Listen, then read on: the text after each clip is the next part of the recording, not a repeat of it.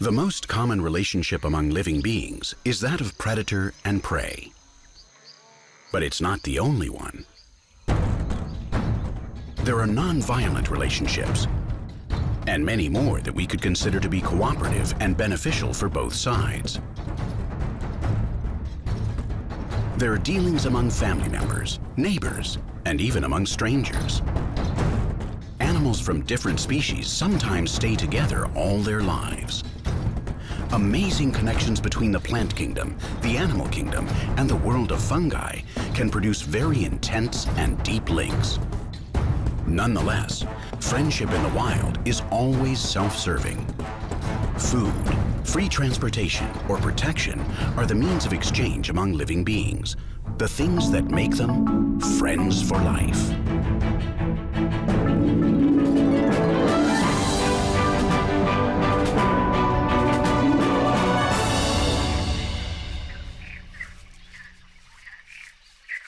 A thirsty hedgehog comes to his usual pond. He's not foraging for food right now. He knows that there's nothing for him to eat around here. Yet. He'll have to wait a bit for colder weather to make the frogs sluggish. And then he'll leave no stone unturned to look for them. Summer is drawing to an end, but the weather's still quite hot.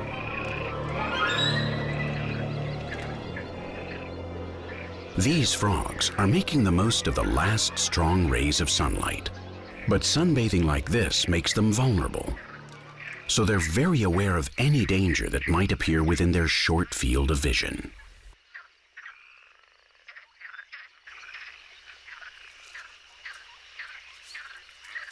They're colored like the ground, and it's not easy to spot them.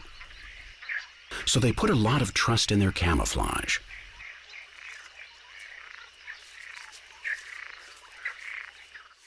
Until some threat, in this case the hedgehog, comes too close. The first frog to get nervous, normally the one closest to the predator, jumps.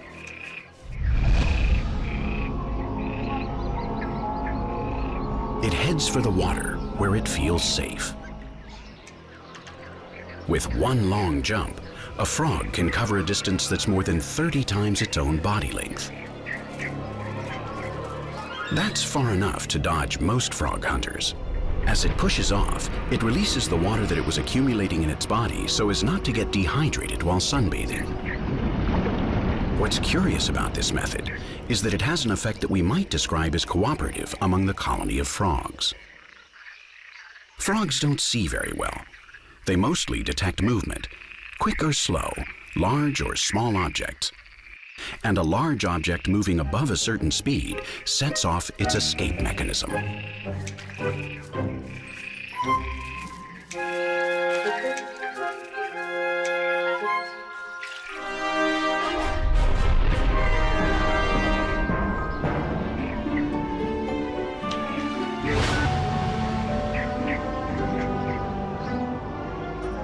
So when a frog soars through the air, it becomes visible to all the others and sets off an alarm that the rest of its pond companions obey, even though they haven't actually seen the enemy.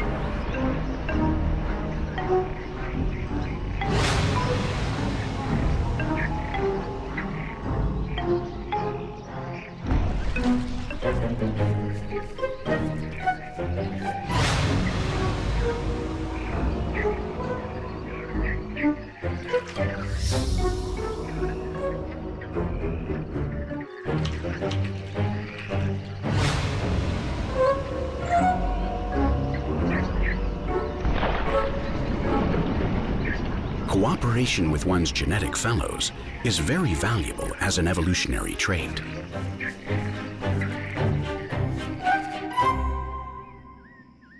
This nest seems a real architectural beauty. Its design is focused on completely integrating it into the landscape. That's the latest trend. But the exquisiteness of its finish, its materials, its simplicity, its minimalism, are not motivated by aesthetic or mimetic reasons. This nest is intended to look like a natural outgrowth from the tree trunk on which it was built. Inside, a living treasure that can exceed a dozen chicks, which are taking turns at the door to receive food, is trying to survive as fast as it can and yet go unnoticed. They only draw attention to themselves when their mother or father approaches with something to eat. With a beak full of insects.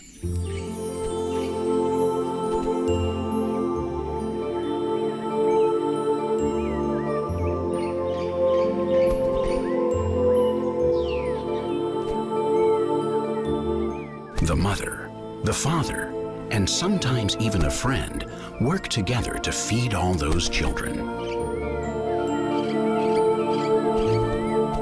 It has been observed among many bird species that on occasions young birds that don't yet have a mate join the stable pairs to contribute to the success of the brood.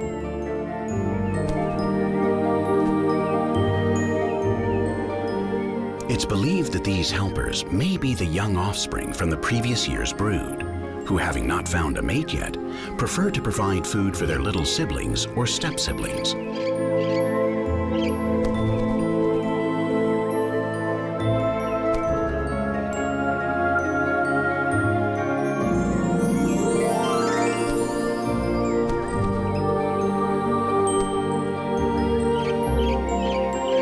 But this behavior isn't entirely disinterested.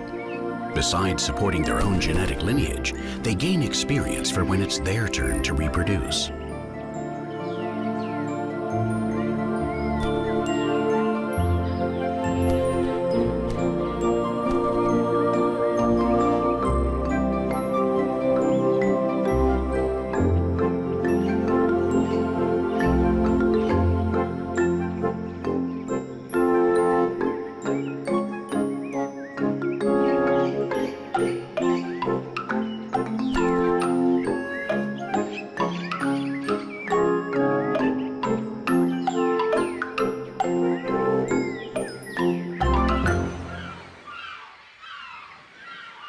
Many birds group together to raise their chicks, like seagulls, whose colonies can number into the hundreds of thousands.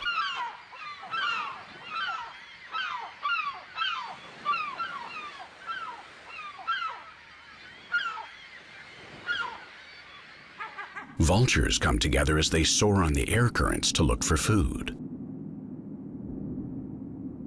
In this way, they manage to survey the land in detail for hundreds of kilometers around. No corpse will go unnoticed. Migratory birds tend to form flocks when they hit the road. Flying in formation reduces the friction between the air and their bodies by almost a third, saving energy. The number of birds in the flock also improves the route, as their combined experience produces the shortest and safest path.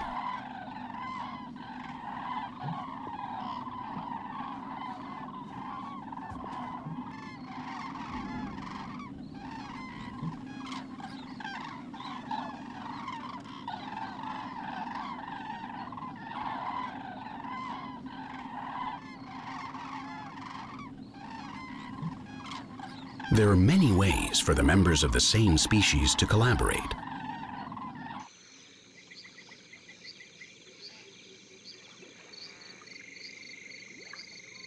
But grouping together in flocks or herds brings the greatest advantages.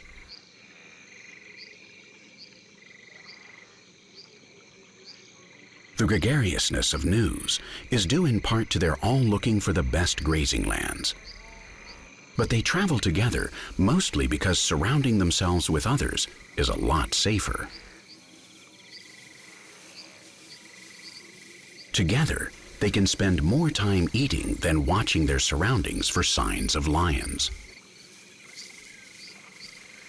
As long as one of them is standing watch, the rest around him are protected.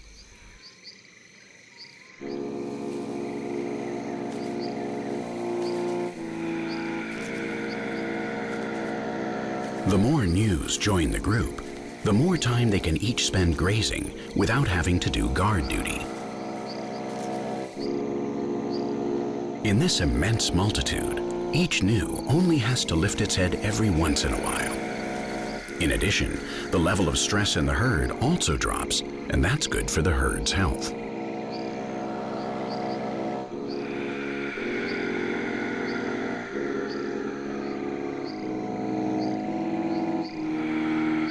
Also, obviously, the more animals in the group, the lower the probability that any one individual will be chosen to be a predator's lunch.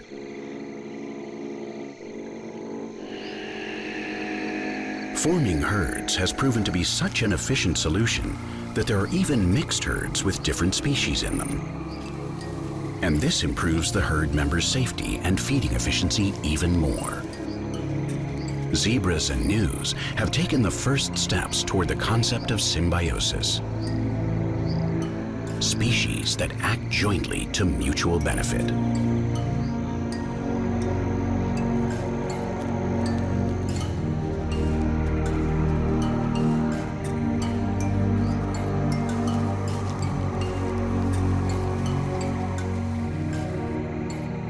Technically, this collaboration among different species is called mutualism because it refers more to an isolated or occasional action than a lifelong association.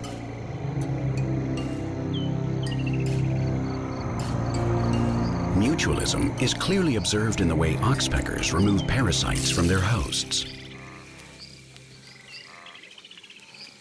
In exchange for food, that is, for some horseflies, ticks, and sometimes even a little blood from a wound, oxpeckers remove the parasites from their hosts' hides. It's not a perfect service because no one could eliminate that many tiny parasites, but at least they relieve them of a large share of them.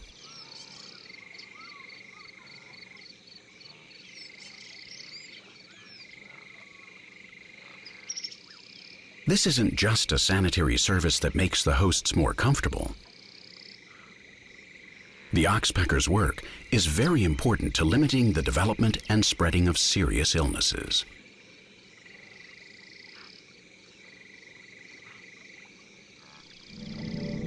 But true symbiosis is a permanent relationship. It takes place between two species that share a life in common. And both species benefit from their association. In a symbiotic relationship, the two beings involved often can't survive without each other. Jellyfish are very primitive animals. They date from the time when life began in the sea, more than 500 million years ago, in the Cambrian period. And even in that remote time, symbiosis already existed. Some jellyfish coexist with symbiotic bacteria inside them. Many living beings do this, especially in order to be able to digest certain foods at a molecular level. But there is an alliance between jellyfish and bacteria that is even more complex.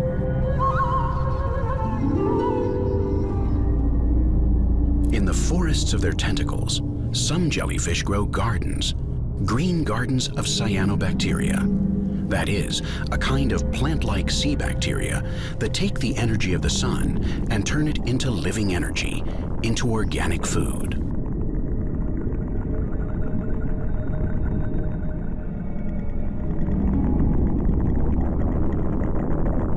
This kind of jellyfish tends to swim upside down in order to help its bacteria carry out their photosynthesis. And some even settle on the bottom in shallow waters, as close as possible to the surface, so as to provide their garden with the maximum light. In this way, the bacteria process more sunlight, and the jellyfish receives more food too.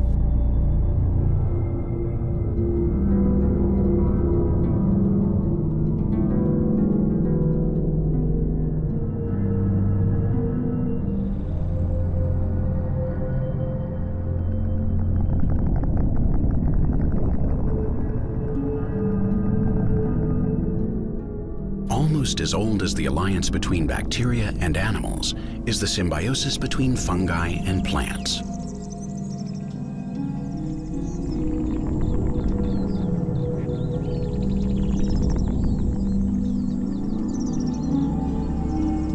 These two very different kingdoms are involved in the most widespread and important symbiotic relationship on the planet.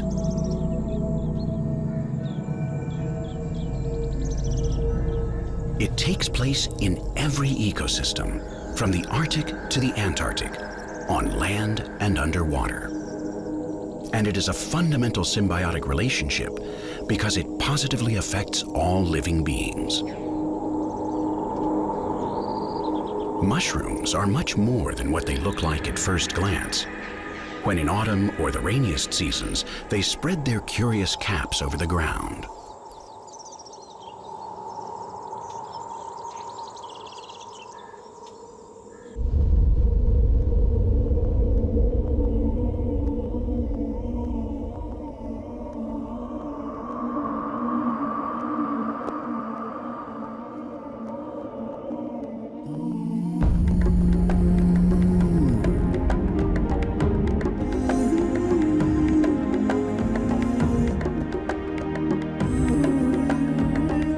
What emerges on the surface is only the reproductive apparatus of each species.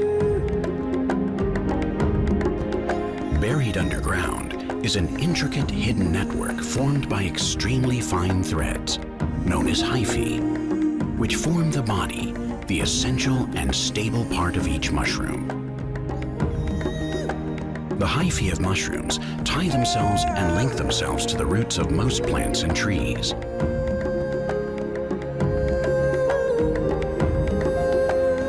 This underground, almost invisible union is beneficial to both the mushroom and the plant, improving their metabolism and their ability to absorb water or nutrients.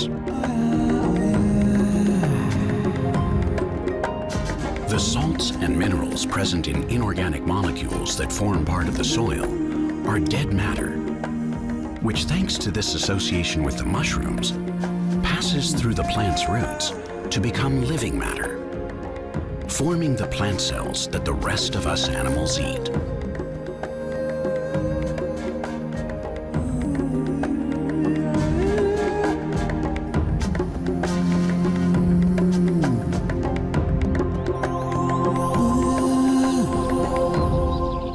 From the grasses to the large trees in the world's forests, the plants that feed and support the biodiversity of life maintain a crucial contract with mushrooms.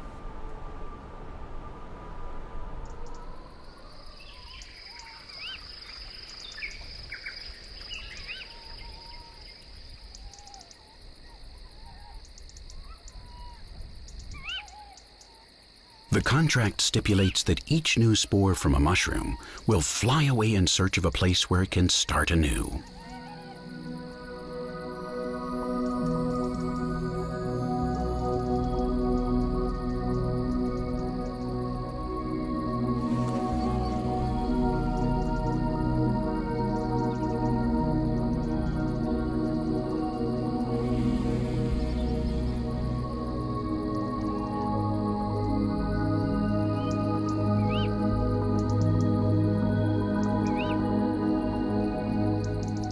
The genetic code written into the spores orders them to form new hyphae, and when they fall, wherever they fall, they will look for plant roots to keep everything in order and in balance underground.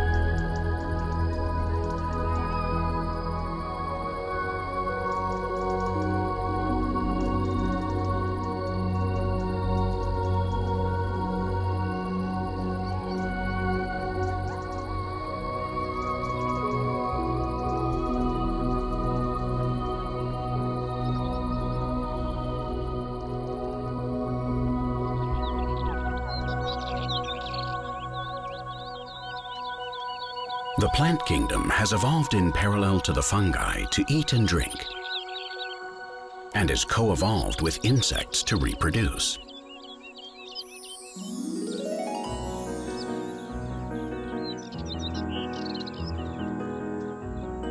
Some adaptations are more general and make it possible for many species of insects to pollinate many different types of flowers.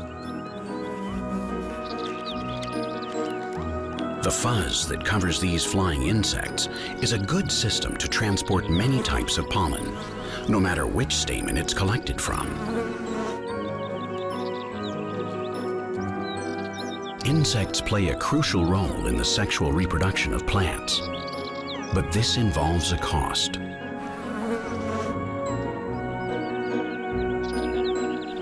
Many insects eat plants and occasionally threaten their survival.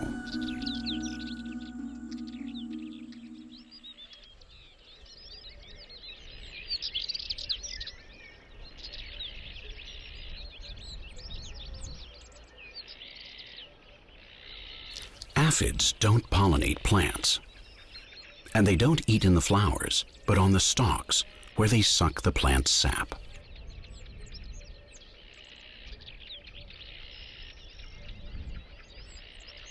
Curiously, aphids don't defend themselves. They have nothing to ward off potential predators. No stingers, no poison. They're not even agile.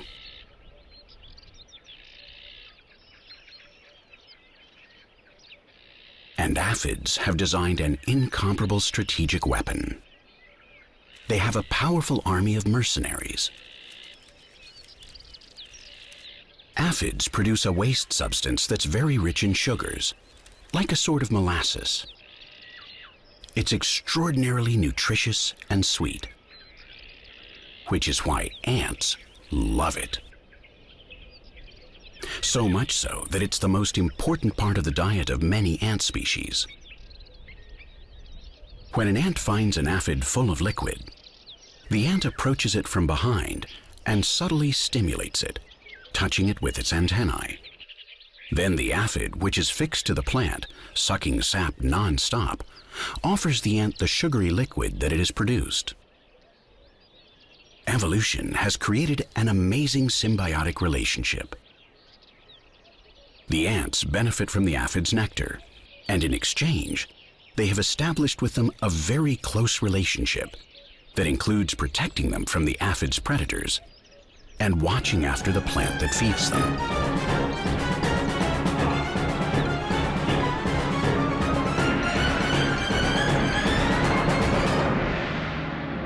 In the end, it's really an alliance among three species.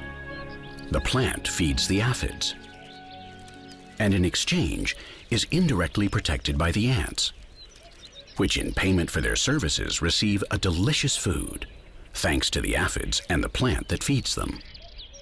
Nevertheless, it's a delicate symbiosis. As in any company, balance has to be kept among the members that form it, or the whole business will collapse. If there were too many aphids, the plant would dry up.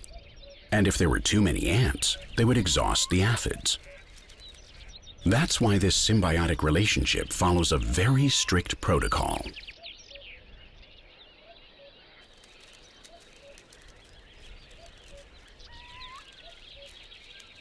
An ant doesn't just reach the supply station and try to eat whatever it feels like, milking the first aphid it comes across. If that happens, the aphid doesn't react and refuses to give it its precious nectar.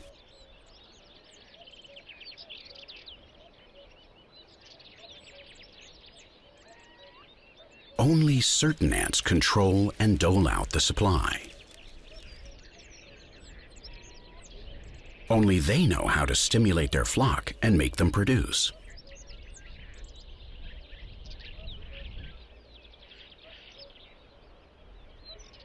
And then they distribute the stuff.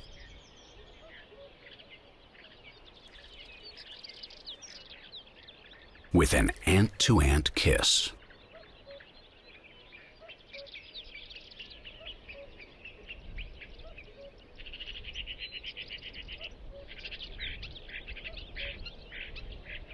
No doubt, this way they prevent ants from other anthills from consuming their resources.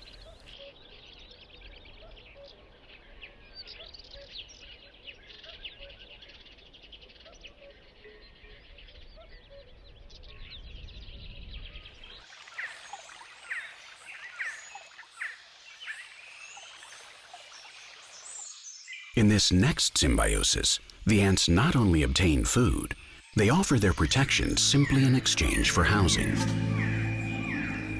They live safely inside the branches and trunks of these trees, without having to spend time and energy digging an anthill. In this way, the tree known locally as the novateru, or novice tree, is protected by a very powerful defense system. A species of stinging ant, also known here as novatera ants. The ants are armed with a venom that has a faster and more efficient effect than any plant toxin. And this association has enabled the novatero trees and novatera ants to spread throughout Brazil's Mato Grosso region.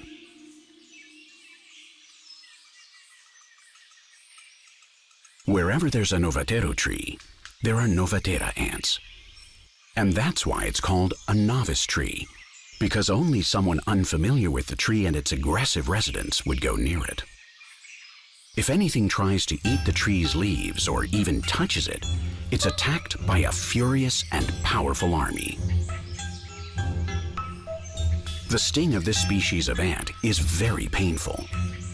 Your skin feels like it's on fire.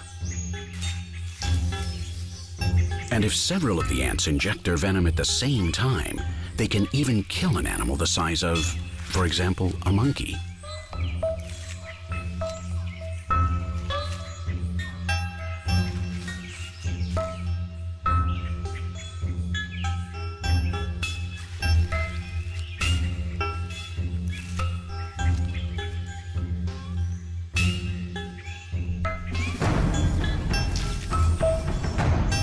The leaves of plants often have toxins to limit who can eat them. Plus, the walls of plant cells are made of cellulose.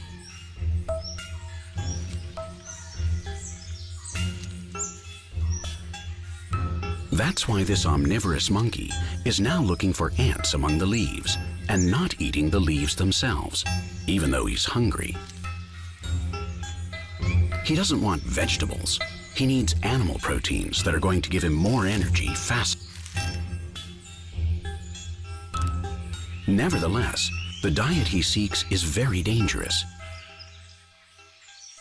He's in a novatero tree. But this robust Capuchin monkey is no novice and is looking precisely for novatera ants because he knows how to do it without running risks.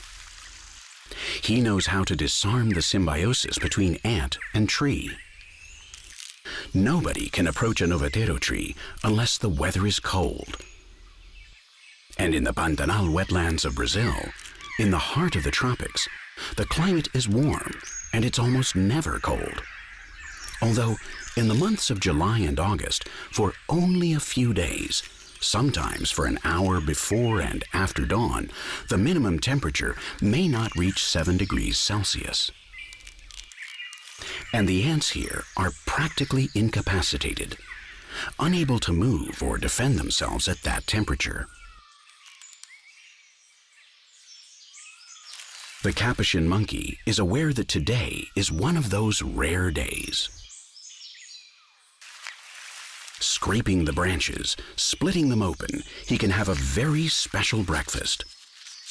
But as soon as the temperature rises, the ants will go back on the attack. They'll find their way into his fur and sting him, throwing him out of their home in the ant tree, another of this tree's common names. These protective alliances between trees and ants are very effective. And we can also find them in Africa, Eurasia, and Australia.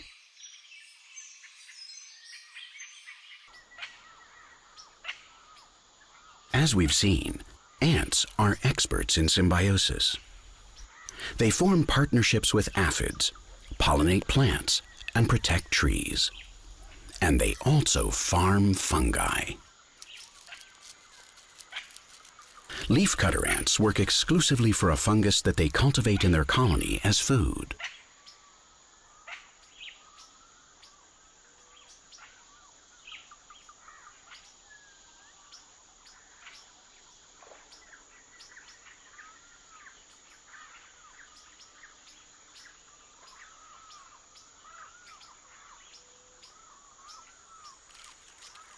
All this work cutting, shredding, and transporting leaves is for this fungus. But not just any trees will do to feed their fungus. The nutrients that it needs to grow are only synthesized by certain plant species. The leafcutters even have to carefully select what they collect so that the leaves have the least possible concentration of toxic substances, so as not to poison their fungus crop.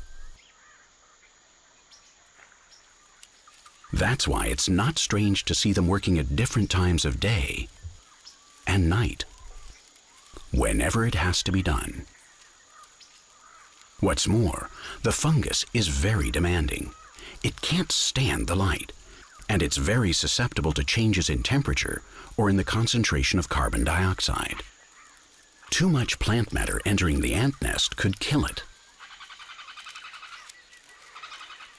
So when it's not too hot, like right now, the leafcutter ants work in the daytime, when the leaves are warmer from the sunlight, and so raise the temperature inside the nest.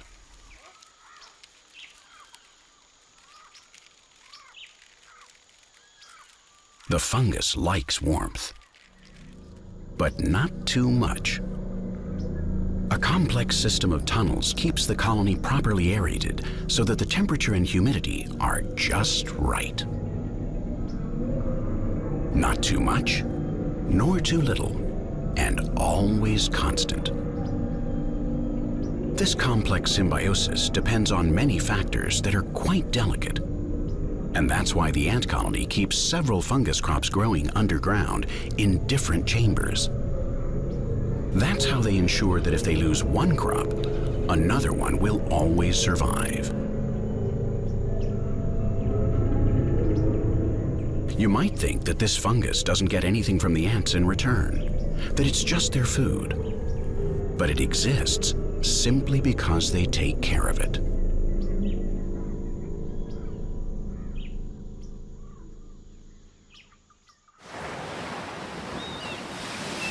Another example of protective symbiosis occurs under the sea. It's the symbiosis between clownfish and sea anemones. In their tentacles, anemones have thousands of tiny stinging harpoons that work as a defensive barrier so that no fish can touch them. Coming into contact with them can be fatal, since some anemones are highly poisonous. Any other fish that did this would be stung with 1,000 little darts and would die after such a massive injection of toxins. So why doesn't it affect the clownfish? Is it immune to the venom? Are its scales especially thick? No. Anemones don't attack clownfish because they don't detect them. They don't realize that they're there.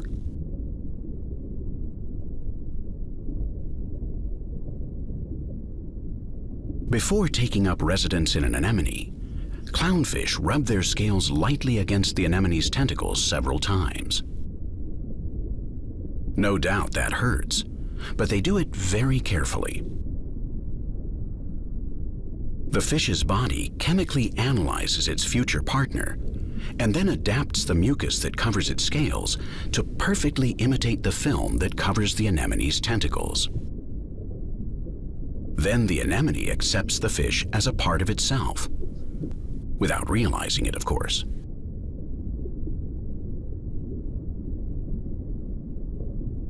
But it's not a form of commensalism as you might think. In exchange for a safe place to live, the clownfish takes care of and cleans the anemone, and often even gobbles up any leftover table scraps.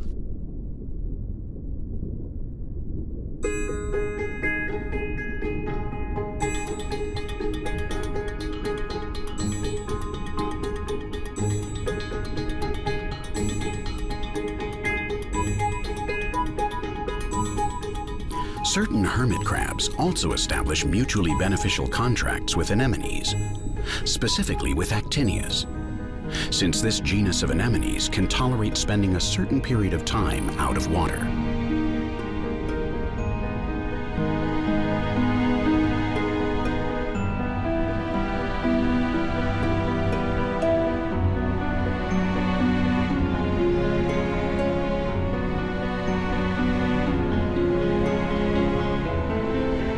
The actinias hitch a ride on the crab without knowing where it's going, but they don't really care. They're just happy to receive the bits of food that the currents sweep away from their partner's mouth when he eats.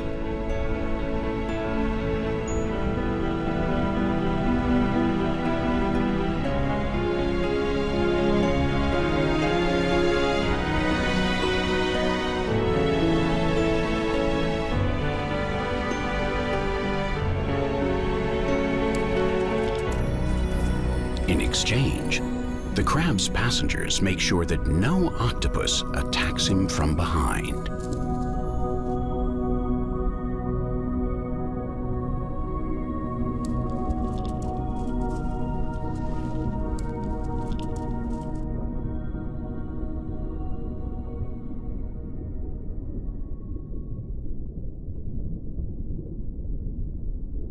An octopus's hard beak is easily able to perforate crab shells, whether their own or borrowed.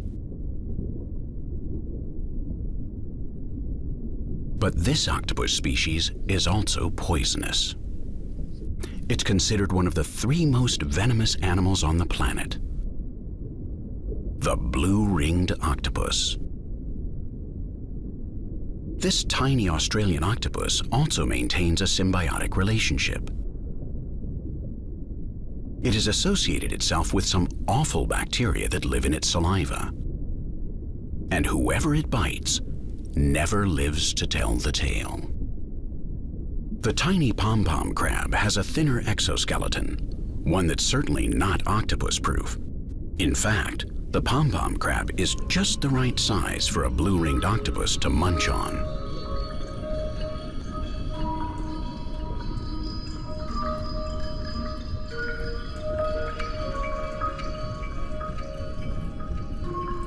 But luckily for this diminutive crustacean, its defense isn't based solely on the hardness of its shell.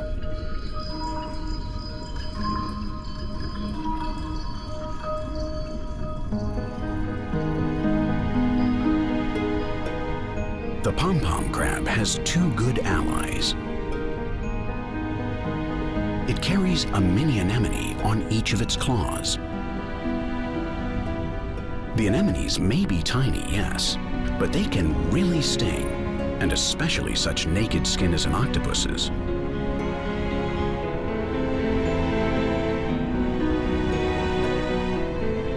Its gaudy coloring and striped pattern ought to be a clear enough signal that, in spite of its small size, the pom-pom crab is dangerous. But this octopus is hungry and wants to check out what it's seeing up close. It's an adult octopus and has almost certainly already had some previous experience with pom-pom crabs, but it wants to be sure it's not passing up a good dinner by mistake. The crab notes that the octopus is doubting whether to attack it or not, so it decides it's time to convince him to back off.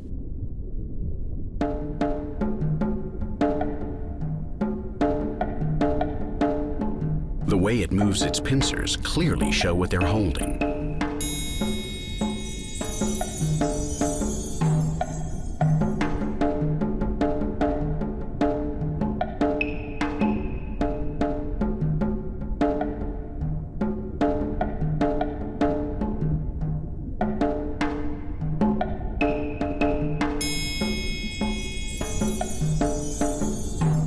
octopus gets the message. He'll look for another prey.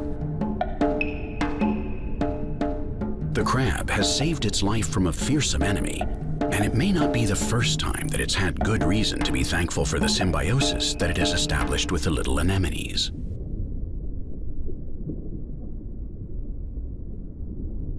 Left in peace, now it can eat.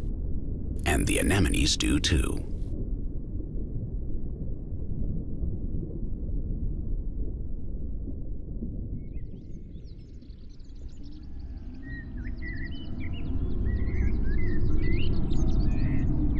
Perhaps the perfect symbiosis, the most intimate one, is that in which you can't distinguish the two symbionts or symbiotic partners.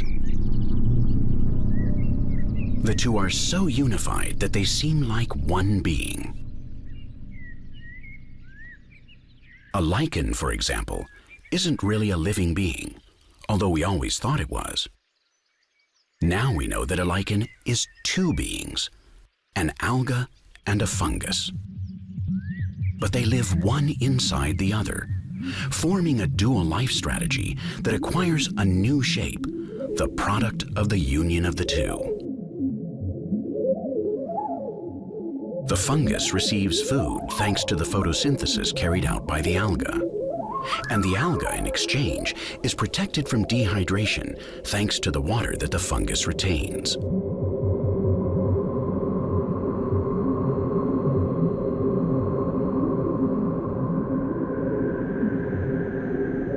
The alga has water, and the fungus gets food, even in very extreme ecosystems where neither of them could survive on their own without the other.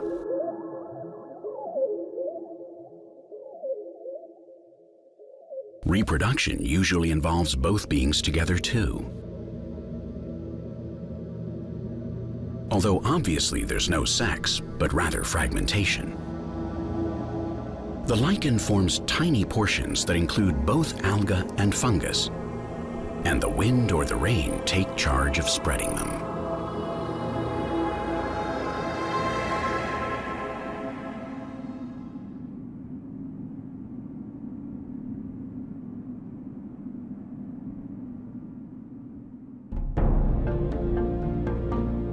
The countless relationships among different animals are surprising, perplexing, marvelous, and indispensable for the overall equilibrium of the system. This is very clearly observed in nature when someone dies, because then someone else survives thanks to that death.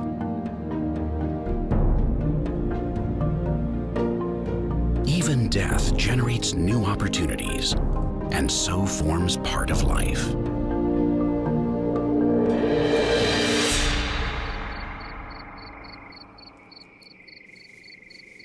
A fox is the first to detect the scent of a red deer.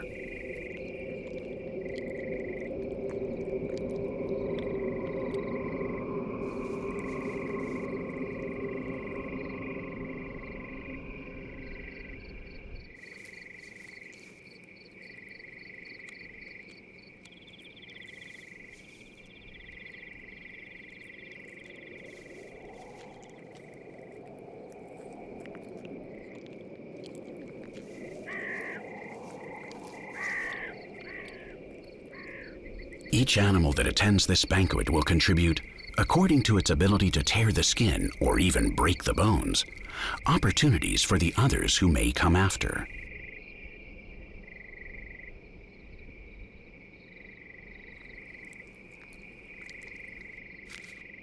This magpie, for example, can't pull off its piece of meat until the fox has torn through the tough hide first.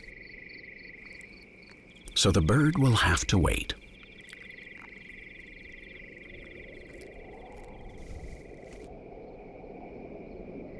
Although the fox will have to work fast, as vultures are already gathering over the corpse, and when they dive down on it, they won't leave much for the rest.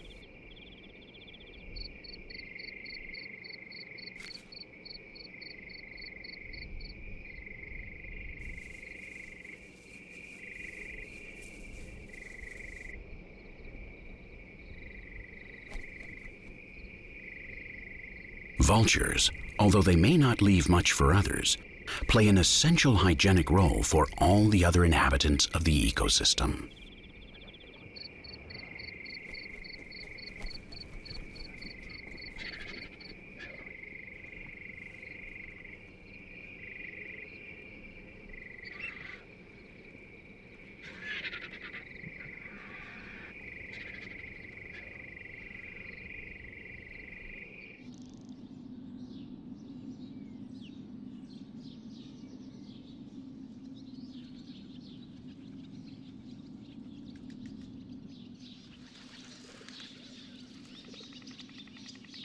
The death of this old tree allows mushrooms to colonize its trunk without putting up a fight any longer.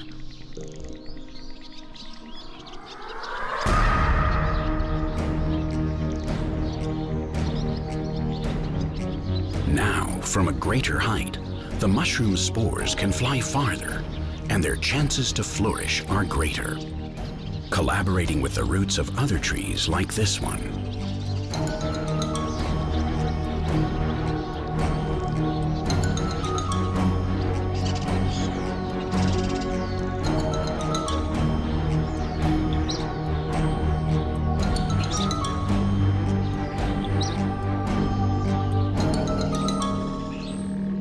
The lives of all living beings are interconnected.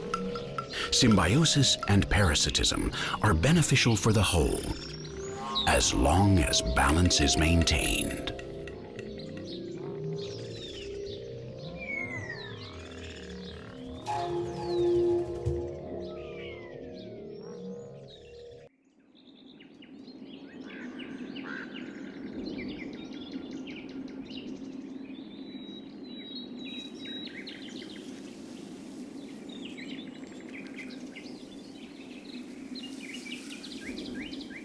Taking care of one's offspring is the most marvelous job around. It's also the hardest job in the world. It's exhausting and complicated, and sometimes even exasperating. There are times when you can almost understand that some animals don't take care of their young at all.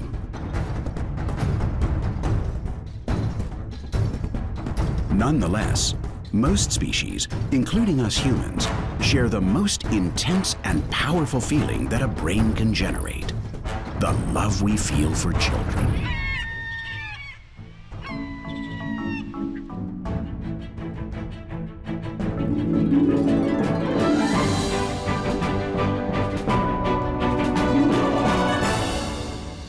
What we living beings feel, we feel with an almond-shaped organ that almost all of us have in the center of our skulls: the amygdala.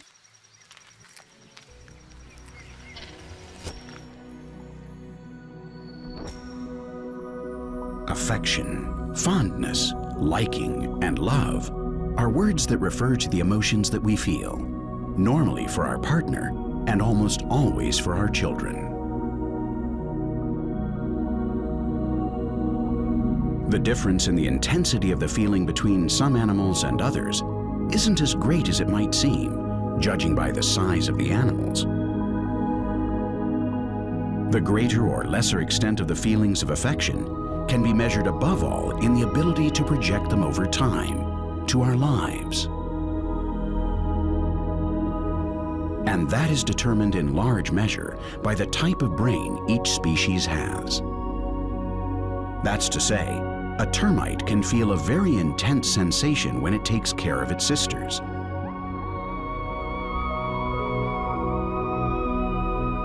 But what a monkey feels when it protects its young, even though it may be similarly intense, is much deeper and more complex.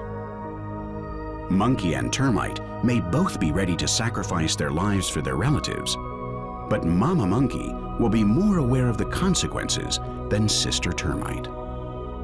And that makes all the difference.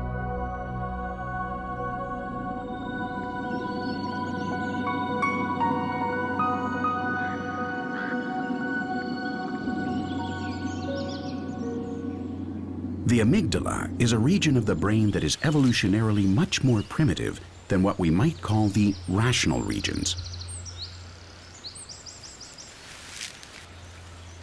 That's why all animals feel emotions, although very few know that they feel them. In the history of animals, emotions emerged at almost the very beginning, and only in recent times have thought and consciousness appeared.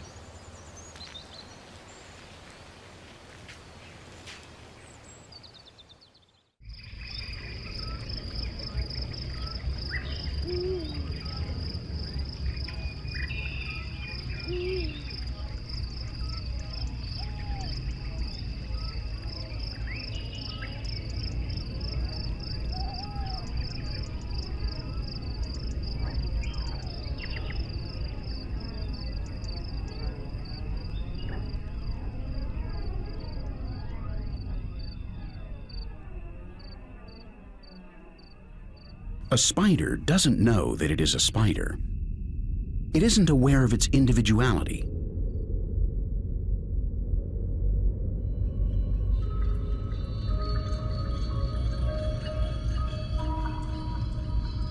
But it feels emotions that make it behave in a certain way in different circumstances during its life. It doesn't know its life is short. It doesn't know what children are. It doesn't know what's just about to happen, but it's restless, anxious, and begins to weave, driven by a new emotion that leads it to adhere itself tightly to the wall with its silk.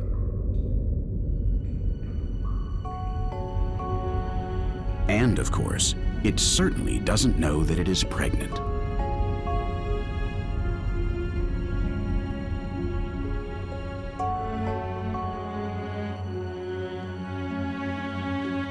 What we humans would call childbirth, a multiple childbirth to be sure, takes place much like our own, involuntarily, uncontrollably.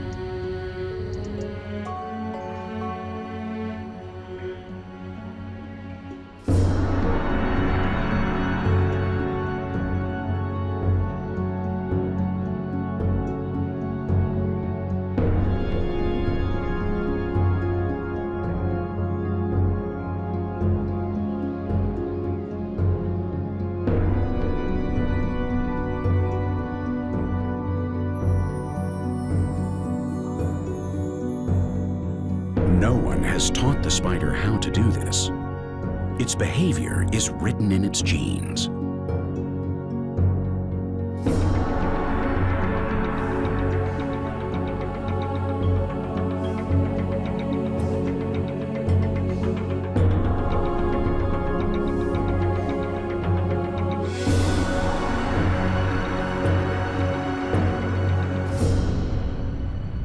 Nor does it have to learn how to wrap up its eggs with more silk, even though this silk is of a different type.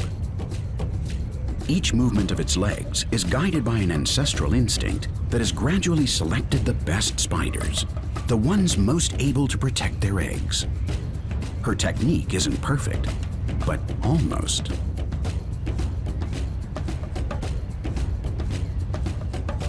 When her ootheca, or egg sac, is ready, she releases it from its safety anchors and bites it firmly with her chelicerae, or mouth parts.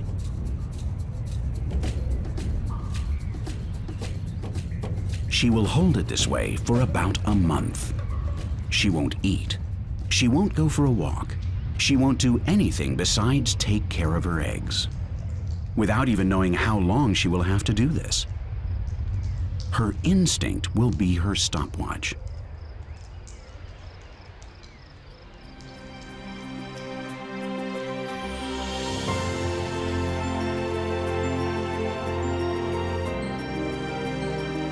The spider won't do anything else for her children. Although yesterday she would have died for them, from now on, she will ignore them. Her little ones will scatter without a word of thanks. If their mother had died, exhausted after her task, they would have eaten her. But since she's young, she'll lay more eggs next year.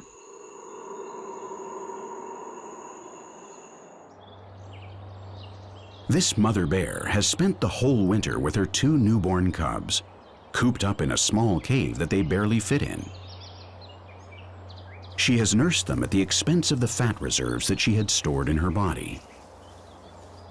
But now she has regained her figure, and the effort of these past several months has made her terribly hungry. Nevertheless, she doesn't go out to eat, even though she knows where there is food for her.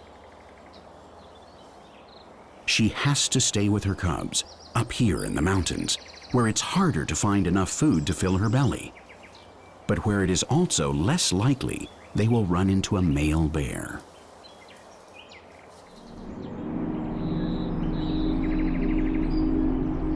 At this time of year, if they crossed paths with a male that wasn't their biological father, that would be the end of the she-bear's motherhood. These omnivores, like many other animals that eat meat, such as the carnivorous lion, kill others' cubs without a second thought.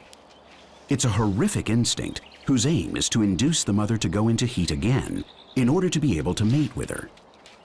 The only thing that matters for the males is that the genes that survive are their own. It's cruel, it's savage, but it's one of the biological strategies that has enabled bears to survive.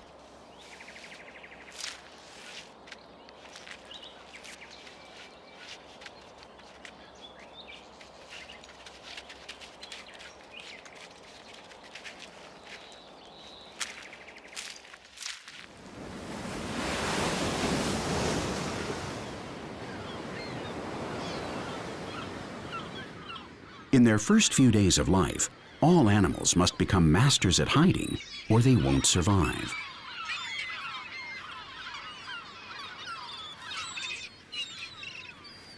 The greatest danger for these seagull chicks is the adult seagulls that have made their nests next to the chicks. Cannibalizing others' young takes place among many species, and here it's commonplace. Only the best parents can prevent it.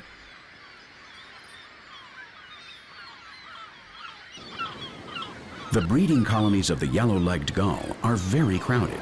There's a nest every few meters, and so danger lies all around. And that's why yellow-legged gull chicks are nidifugous. That is, only a few hours after hatching, they leave the nest as best they can.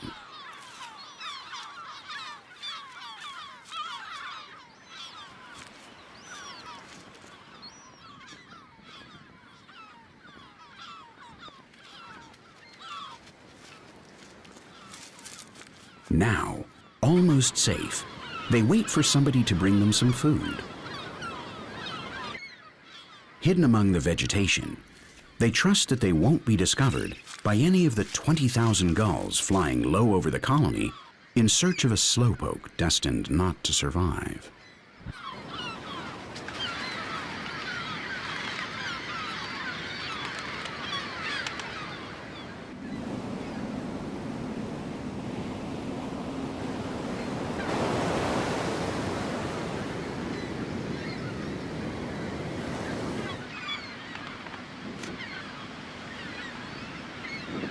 Seagulls may be a threat to other gulls' chicks, but they won't let any other living being approach their shared breeding colony either.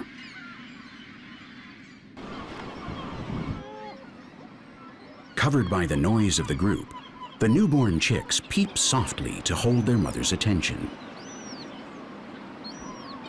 She's always close by and is also waiting. Her mate left in search of food a long time ago, and she doesn't understand why he's not back yet.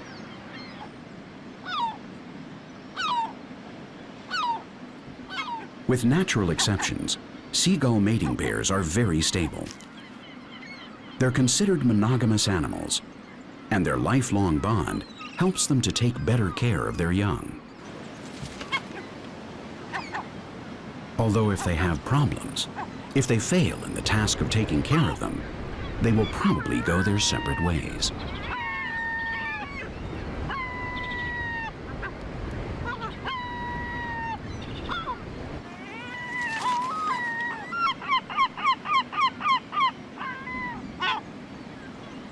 But that isn't going to be the case, since the father has finally returned and has fulfilled his duty to his family.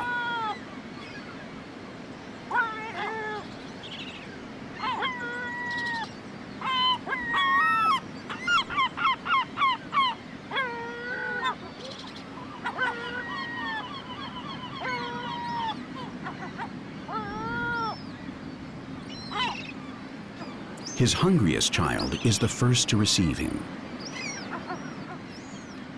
The chick hits him repeatedly on the red part of his beak to stimulate him to regurgitate.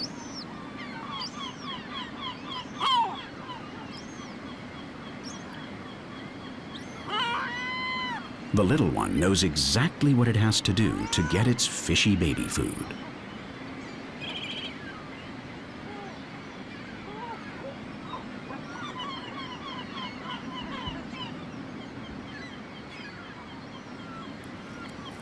The chicks are very egotistical. This one tries to wolf down everything Daddy brought back. It doesn't care how hungry its sibling is.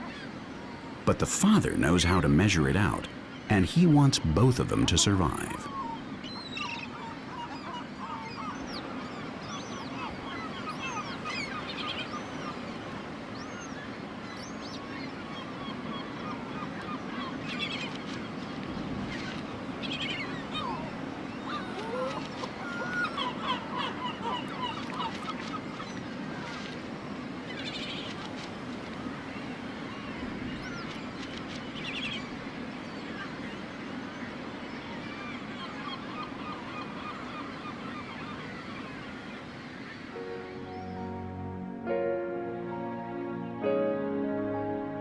The food that mammal mamas offer their offspring is much simpler than that of birds. And to top it off, it comes straight from the factory. They don't have to look for it or prepare it. What's more, the fresh milk is probably much healthier than the gull's fish burger.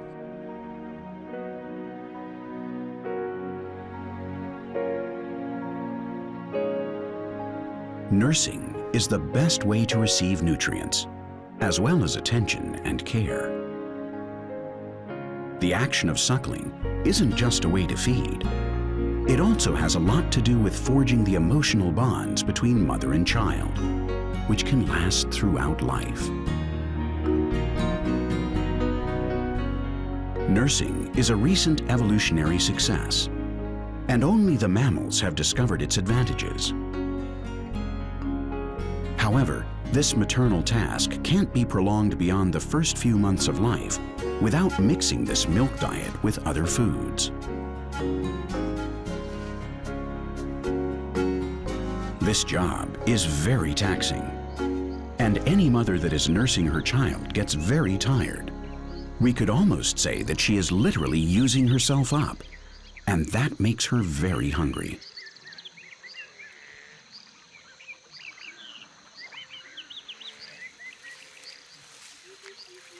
If your mother has a voracious appetite, that's no problem if you're a mammal.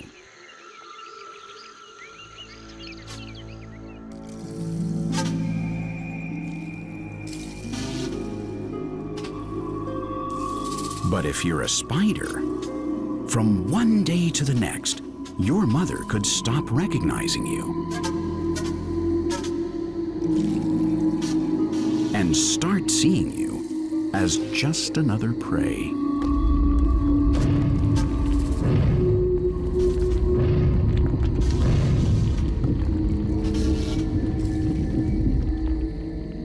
To avoid this behavior, she's controlled by hormones. We already know that spiders don't know that they're spiders. They can't even recognize their offspring as their own children. She doesn't know what a child is. But she's not hungry. As long as she stays close to her newborn family, some hormones in her blood control her instincts to hunt and feed, keeping them dormant.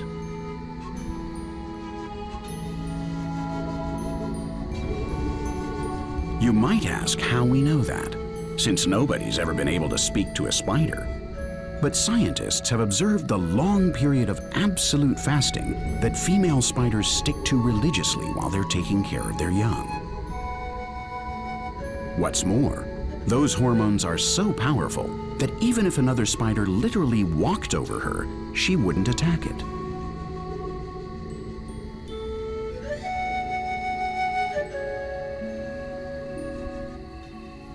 It's as if she's in a sort of peaceful trance that, without a doubt, will protect her little ones from mama until they scatter into the wider world.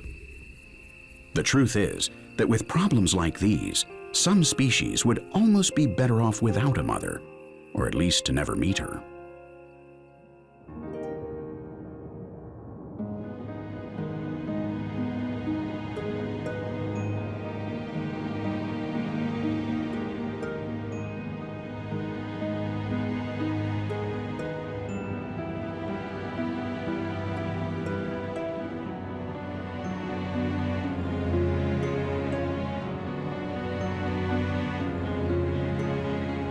This newborn salamander will never meet its mother. No one will take care of it. In reality, it doesn't need any care. It can have up to 40 brothers and sisters, so if a few die, that wouldn't be a big loss in terms of the salamander population. That's how coldly this species sees motherhood. The mothers make an effort to produce and develop many embryos with the hope that some will survive. But once they're born, so long, hasta la vista. Obviously, salamanders are not model mamas, but they are a very unusual case in nature. They can give birth in two different ways. This is ovoviviparity, in which the offspring is born inside a bag and must slowly transform into an adult through a metamorphosis.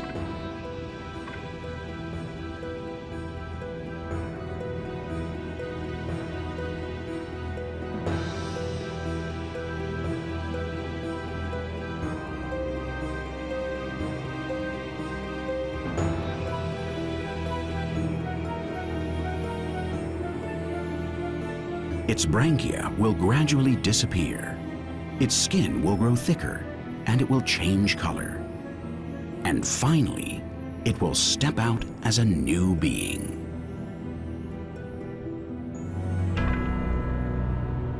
In other environmental conditions, the species can also give birth to its offspring viviparously.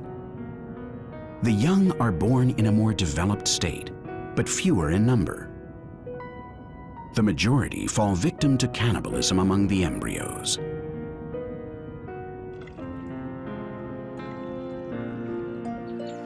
The sacrifice of the least fit is atrocious.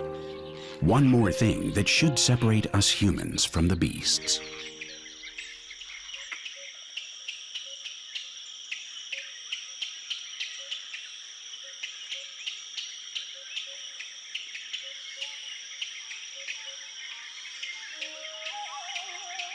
Mother snakes are the complete opposite of human mothers.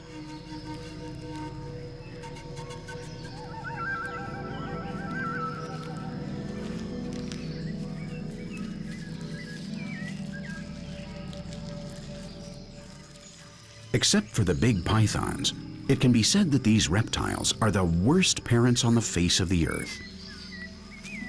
Although, at least they don't eat their children. Well, almost never.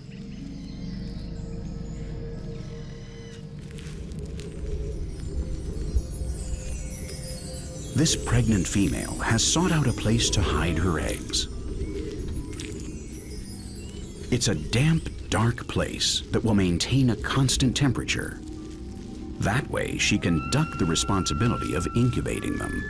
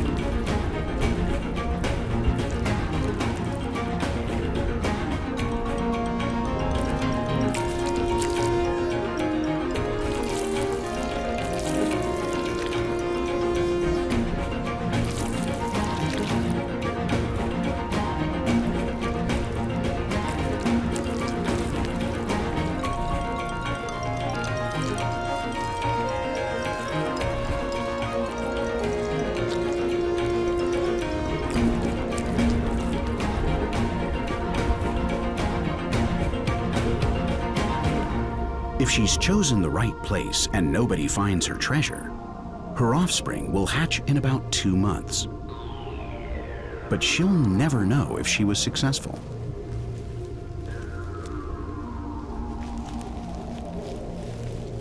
Nonetheless, oviparous reproduction isn't always as easy as laying some eggs and then hitting the road again.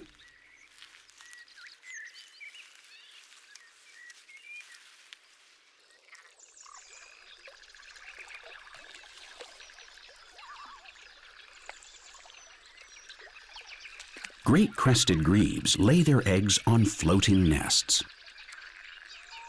It's safe, but more complicated. For birds, laying and incubating eggs is an infinitely more complex task than it is for reptiles, or any other of the so-called cold-blooded animals.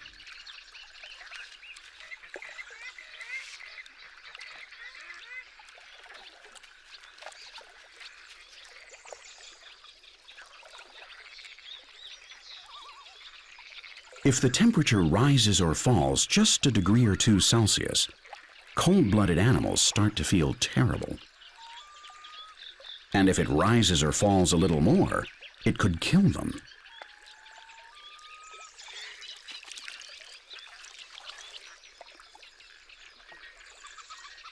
For eggs, variations in temperature are even more critical. So mother birds have to spend the whole period of incubation, which is sometimes entire months, on top of the eggs, not leaving them for an instant, providing the warmth of their bellies if it's cold, or the shade of their wings if it's too hot.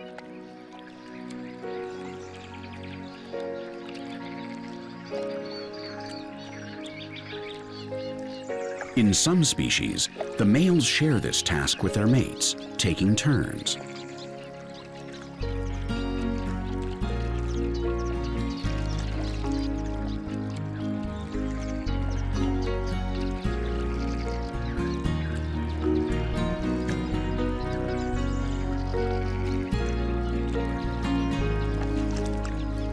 Although it's almost always the female that dedicates the most time to it.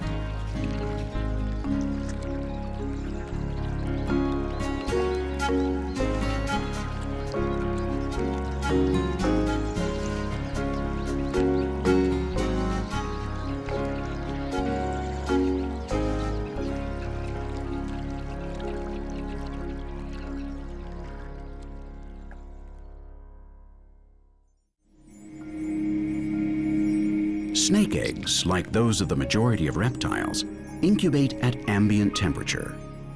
That's very convenient. However, that still entails a few problems. If the weather is a little warmer than usual during the embryonic development phase, then most of the young will hatch as males.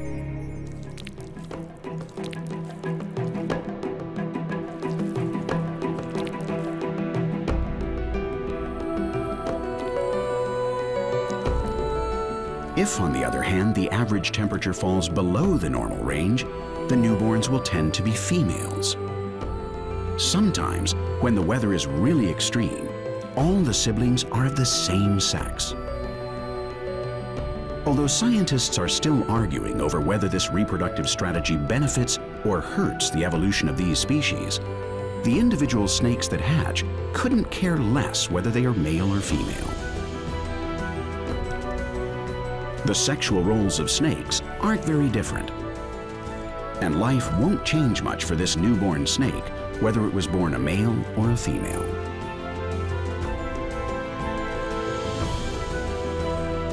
What would be a stroke of good luck would be not to run into mom or dad just now, since this kind of snake is ophiophagous. That is, it eats snakes.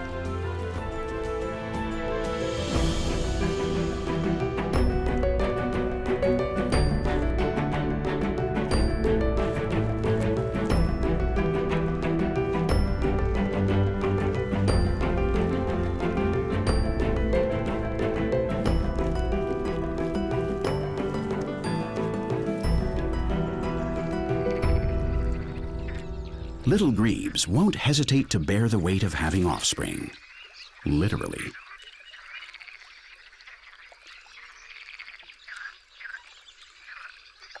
During the first few weeks of their lives, they carry their 2 chicks hidden among their plumage, and they feed them a non-stop diet of fish and live insects. There's nothing healthier.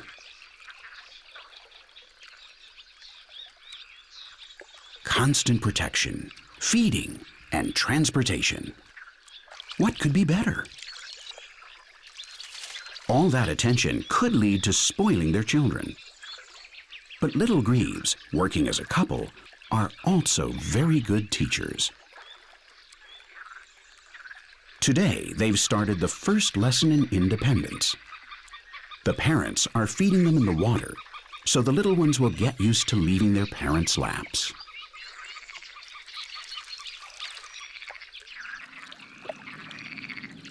As the days go by, their young will gradually learn how to be a little grebe.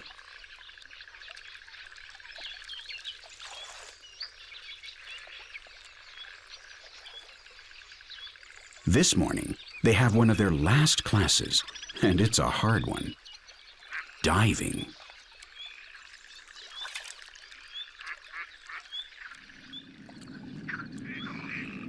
When the little ones have done a good job, their parents and teachers have the chance to shower them with a little attention, to reward them somehow. In this case, letting them get back up on mom or dad and sleep easy. Now that's positive reinforcement.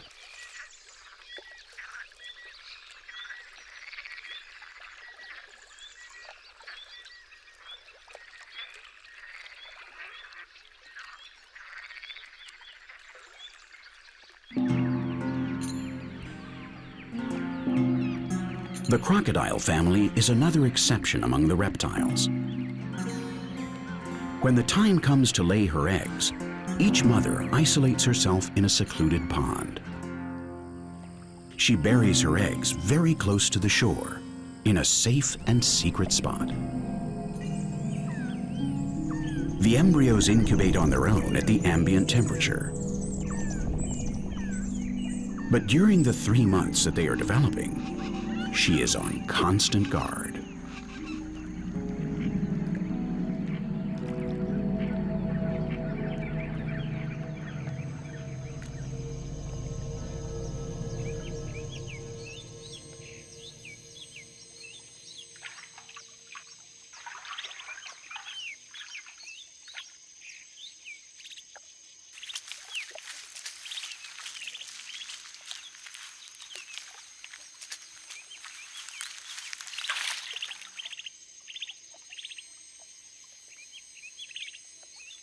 When they hatch and mother and children are reunited, they stay together for a few months more.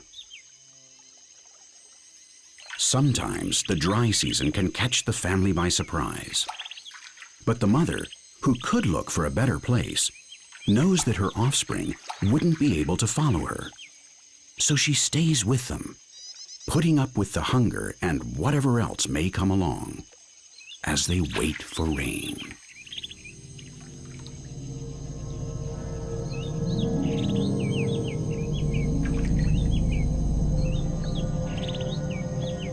For now, only birds of prey come down from the sky. But the mother's presence will keep them at bay.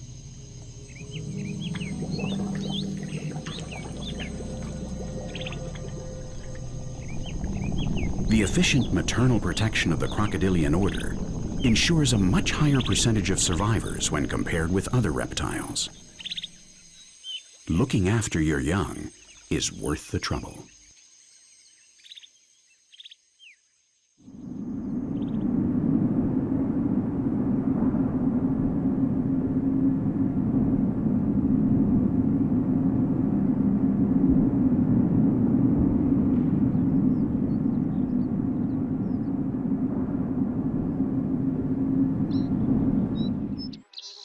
The European tarantula, or wolf spider, is another exception, like the caiman or the salamander. Nature is full of unique cases. This spider doesn't just wait for the birth of her 500 little ones. She's going to carry them around for days, for weeks, to give her offspring a better shot at surviving.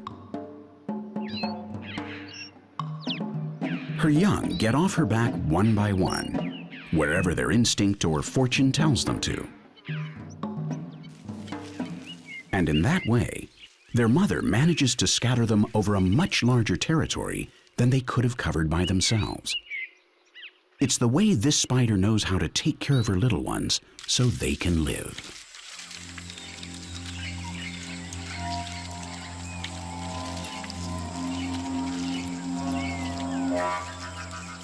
In the exceptional ant method of parental care, baby ants never meet their parents.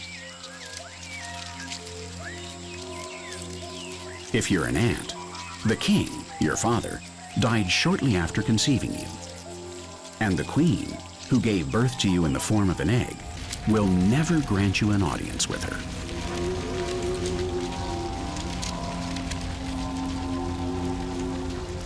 In the ant world, everyone is born a prince. Everyone is a brother of everyone else. And yet none of them will ever reign. In exchange, while you're a larva, you're taken care of by thousands of worker ants, who also bring you your meals, and by thousands of soldier ants who protect you from any possible enemy. That's how ants keep their young safe. Specifically, the army ants, the much-feared marabunta, have an especially efficient system of caring for their descendants. They don't live in an ordinary underground anthill like the rest of the ant species. No, they organize their ant's nest wherever they please. They're nomads, but when it comes time to rest, they link up with each other, mandibles to feet, forming walls and passageways with their bodies.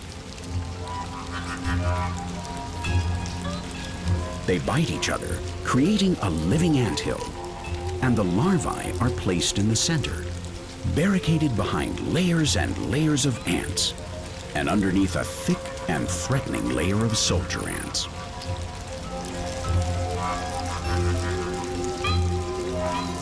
It's a magnificent fortification that offers maximum security.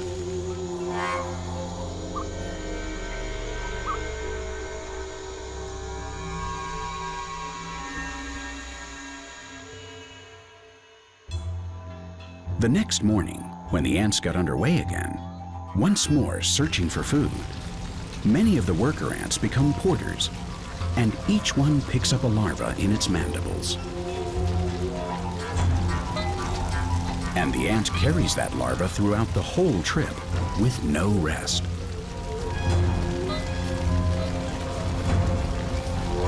One million porters for a million larvae, plus the soldiers in their escort, and the workers that collect the food.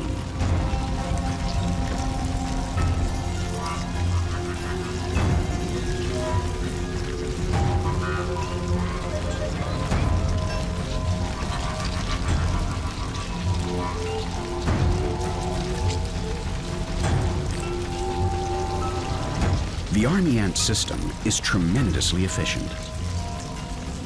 In general, all the social insects, whether they are ants, bees, wasps, or termites, all of them have developed impressive methods to care for their young. They're even able to sacrifice their lives for them.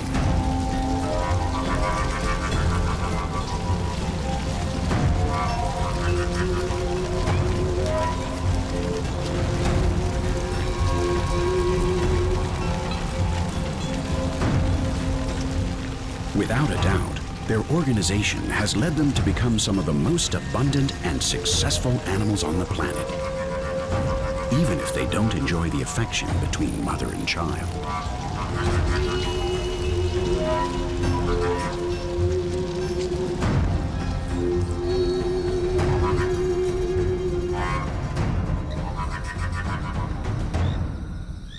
It is undeniable that the best parental relationships belong to the classic figure of the mammalian mother.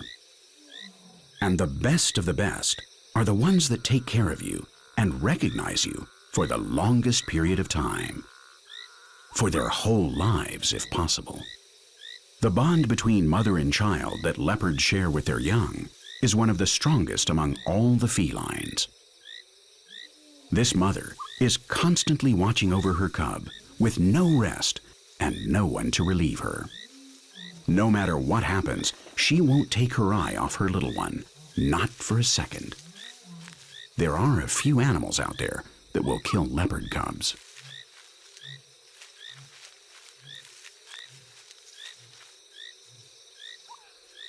She will teach it to climb trees to look for prey and to run away from danger. She will teach it to hide in the vegetation to stalk its prey without being spotted. And she will help it to get food for as long as the cub doesn't know how or is unable to on its own.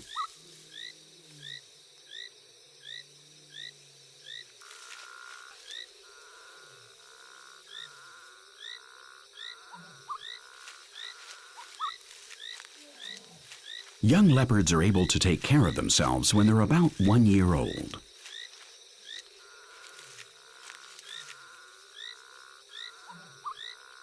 Nevertheless, they tend to stay with their mothers almost 1 year longer.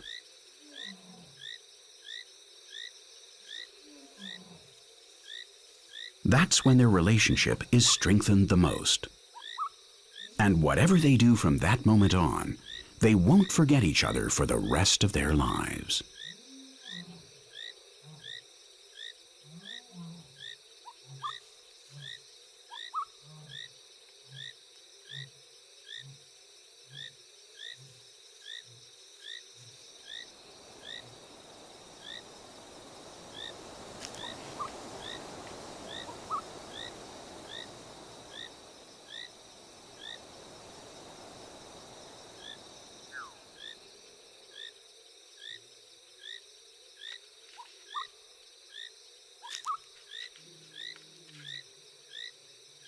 This cub is a little female. And that's why her future territory may be next to or even overlap her mother's. So they may see each other every once in a while, if they're lucky. When the offspring is a male, it's almost impossible to maintain their relationship, however. The other males in the area will force the new youngster to go as far away as possible. It's tough, but it works, preventing inbreeding and improving the variation of genes. Nonetheless, despite the great care that felines shower on their cubs, many, the majority, don't survive. This little one had 4 siblings when she was born, and she's the only one left.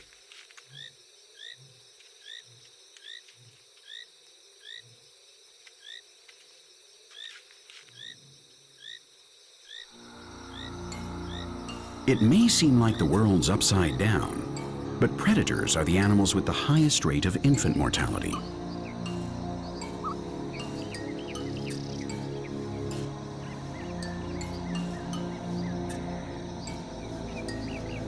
It's logical, however, that the percentage of the young of the big cats that survive is much lower than the percentage of the young zebras that survive, for example.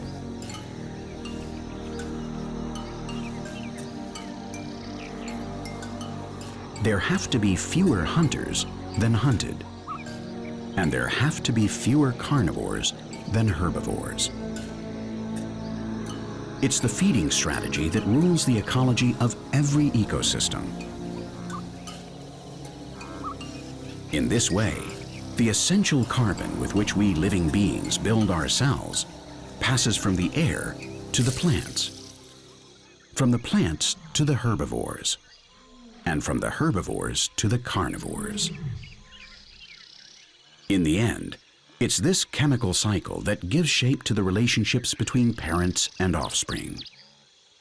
Thus, the mothers of herbivores don't have more than 1 child a year at most, while felines have to have a bunch of kids to ensure their demographic success. Lions have litters of as many as 15 cubs. But only 1 out of every 20 lion cubs reaches adulthood.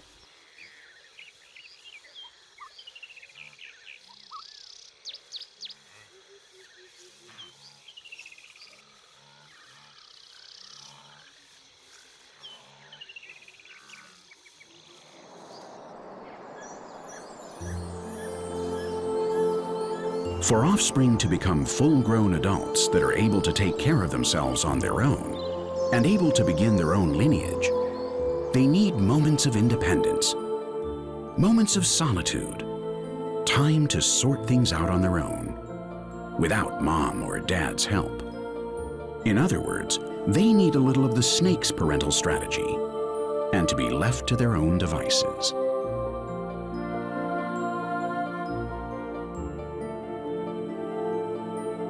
To grow strong and healthy, the young have to take risks, and their parents have to avoid overprotecting them, which only holds them back from reaching maturity and creates spoiled and incompetent youngsters that only know how to freeload off their parents. In nature, there are no mama's boys. Nevertheless, it's also true that some wild youngsters never seem to find the right time to leave the nest.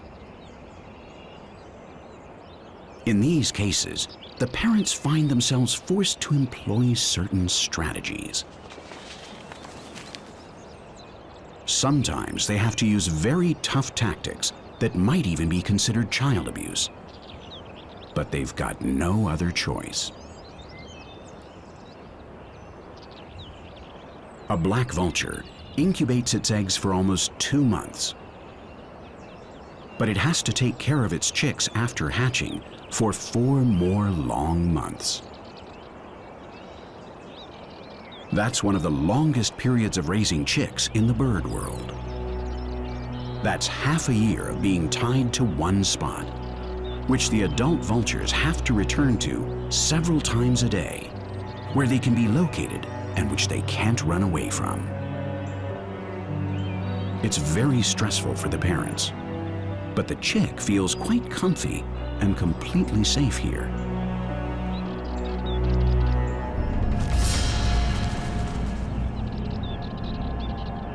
He doesn't know anything else. He doesn't know anything about life and doesn't understand that nothing bad can happen to him on this platform 20 meters above the ground. Here, somebody always winds up bringing him food, and there's nothing threatening. So it's logical for him to resist leaving the nest. His tendency to stay is a child's natural inertia. But time is up for this vulture chick. He began to flap his wings a month ago, and he measures almost 3 meters from wingtip to wingtip. He's ready physically. He just needs a little nudge to make him get over his fear and start flying. His mother hasn't brought him any food for days now.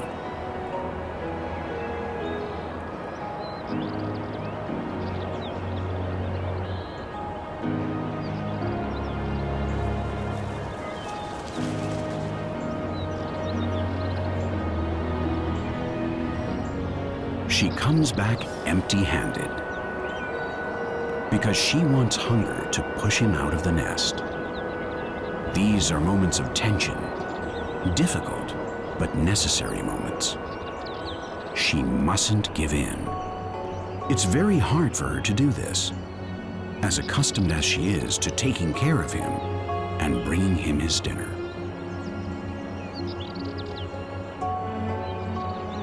He has to grow up, and only he can take that step.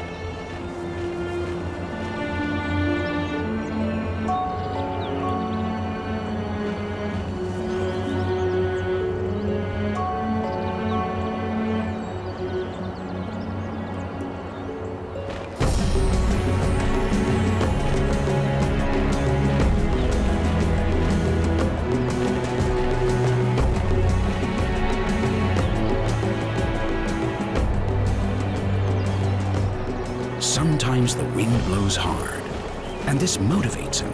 He gains confidence. It seems like today will be the day.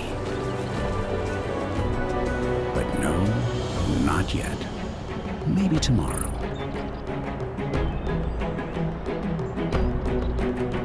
Some people may think that they see similarities between the offspring of vultures and humans. And that's true. We share with most species some very specialized behavior towards our young. During childhood, we protect them, feed them, teach them, and help them in every way possible. We've discovered that caring for our children is one of the most necessary and gratifying experiences we will ever have. And without a doubt, the most human thing is to love them for life.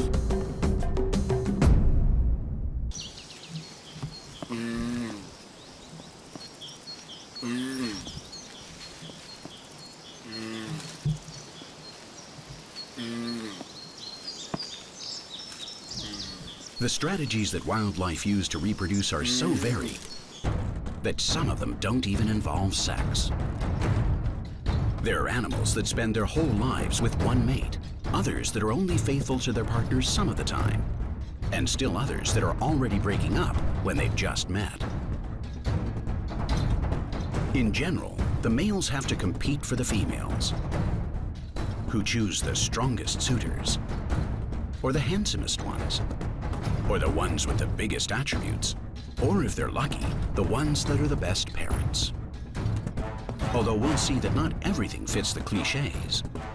Nonetheless, whether it's obvious or not, it's true that any efficient procreation system is run by the ladies.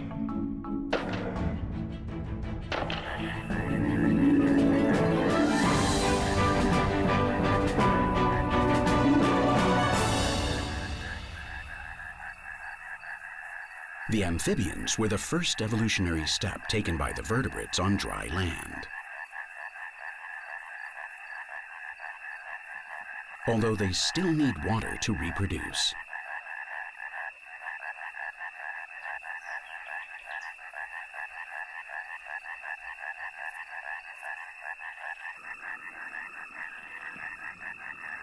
They don't know how to copulate, even though it may look like it. In reality, this is not copulation. It's called amplexus. It's a hug, really, a very tight one, but no part of the male genitalia are put in the female genitalia at any time. The eggs are fertilized outside the mother's body, and this can only happen in a liquid medium.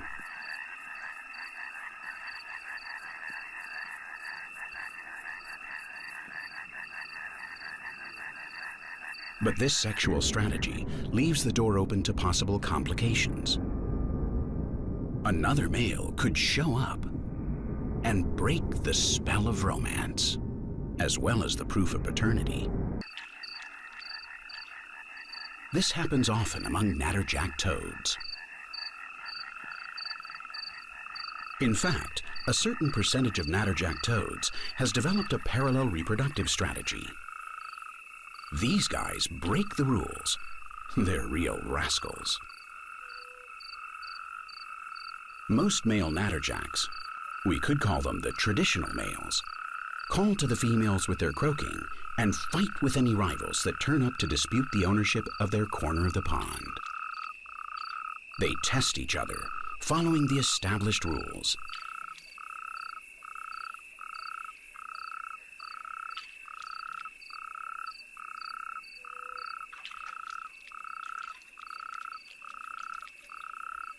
And the winner proclaims his superiority, trusting that the females will then choose him because of what he has demonstrated. But there are other males lurking nearby that don't play fair. These are the smaller natterjack toads, the ones that have less attractive voices.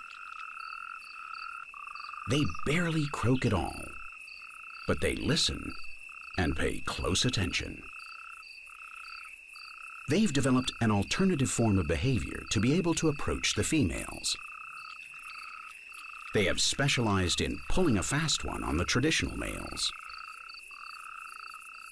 One of them lies in wait near a traditional male without drawing attention to himself and sits tight until a female approaches.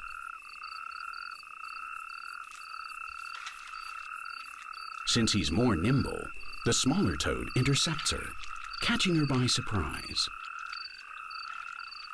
And by the time the traditional toad can react, the little sneak is already in this position. That's a big advantage. And the scoundrel won't let loose, not for anything in the world.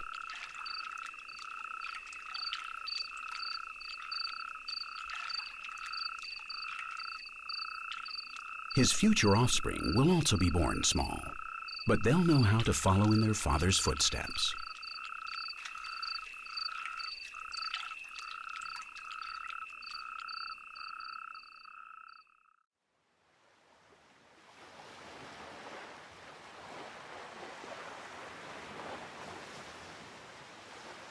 Life on Earth began underwater. Nevertheless, in the beginning, life didn't involve sex.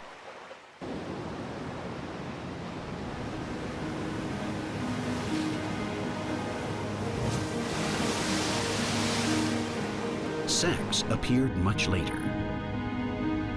For 2.5 billion years, there was only replication and fission, even fragmentation, but no sex.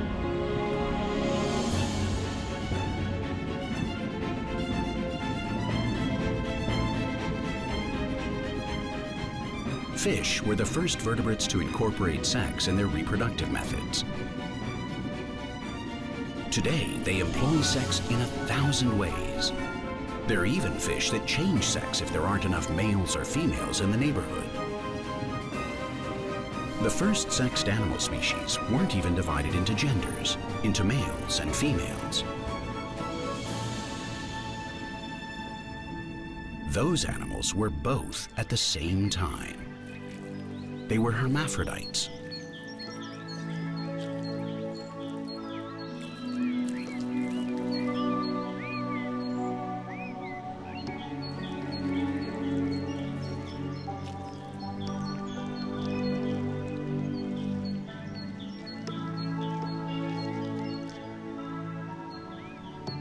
Snails are hermaphrodites. Some species can even fertilize themselves. But that doesn't mean that there's no sex among snails. Quite to the contrary, in their sexual relations, there's twice as much sex.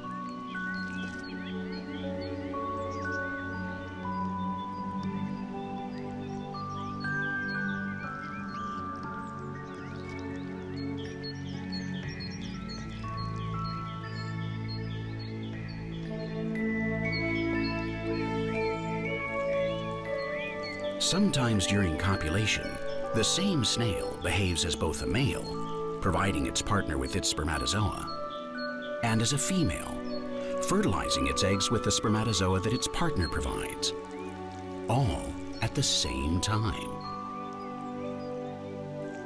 The sensuality of these slow-moving animals with damp, soft skin is in deep contrast with the way with which they stay embraced during sex.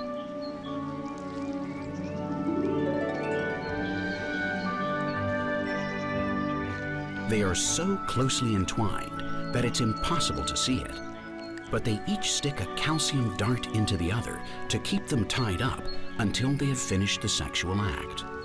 When they're done, the two snails separate, each one bearing inside their future offspring. They will be the mothers of the eggs that they lay and the fathers of the eggs that their partner lays.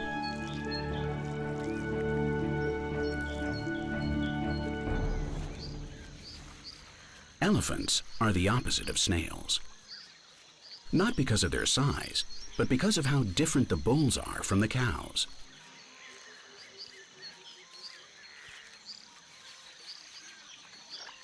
There are huge differences in body shape and behavior.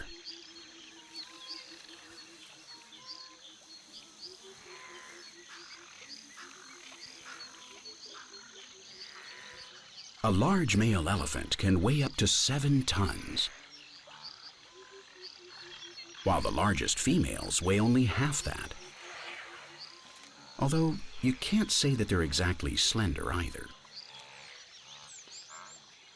As regards their behavior, the two sexes live apart. The females form large herds of females and young elephants, while the adult males are off on their own, almost always living the solitary bachelor's life.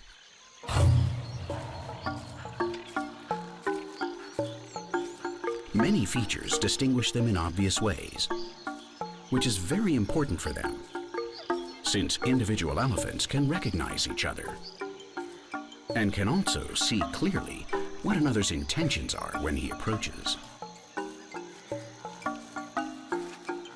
This might even be considered showing off.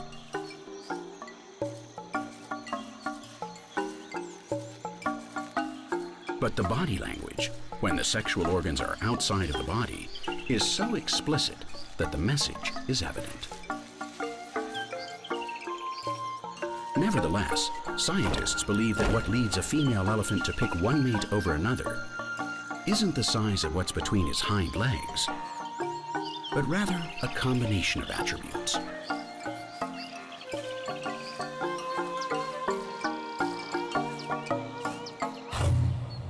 Horns, passion, shapely symmetry. Many things move the females to decide to have offspring with a particular male. The Iberian ibex has to be very selective because of the extraordinary conditions of its ecosystem.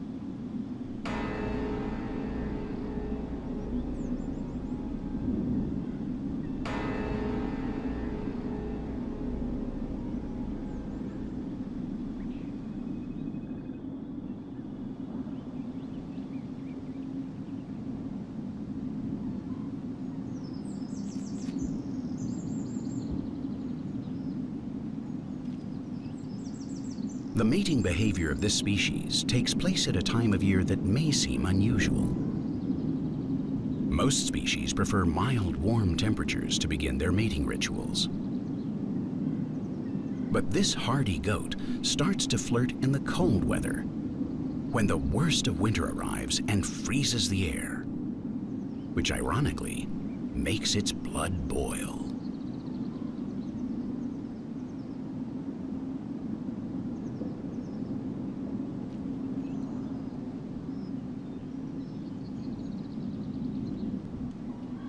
Up in the heights where they live, the Iberian ibex has to calculate its pregnancy very precisely so that the birth of its future kids coincides as closely as possible with the short period of abundance in spring in the mountain peaks. Now is the time. So the females should be mounted right away, and as always, by the best.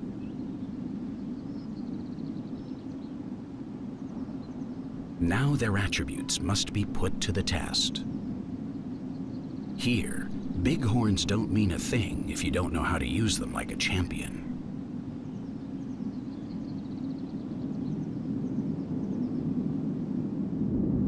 The duels between male Iberian ibex are very tough and can be both dangerous and formidable.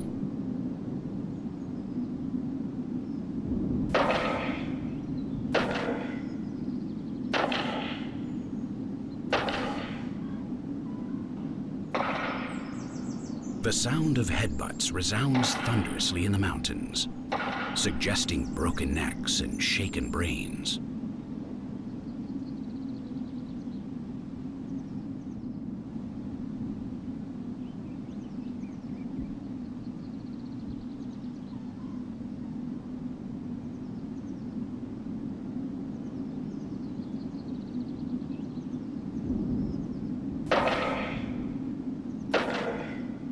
Headaches. The females observe attentively. They want to get a clear idea of who is the winner.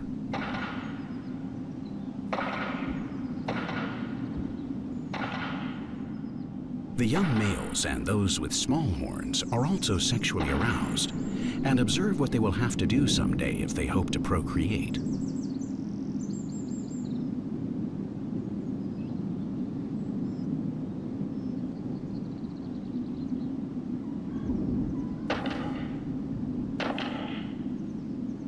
Sometimes nature seems to give opportunities to genes that may not be the best.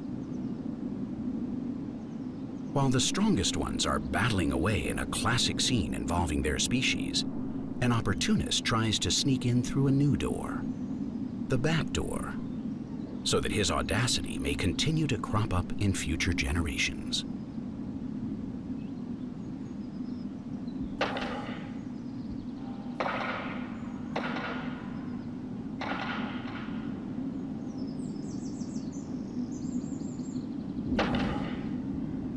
This male doesn't have very big horns, nor a powerful physique, nor has he even reached the optimum age for reproduction. But just maybe he can take advantage of the absence of the fittest.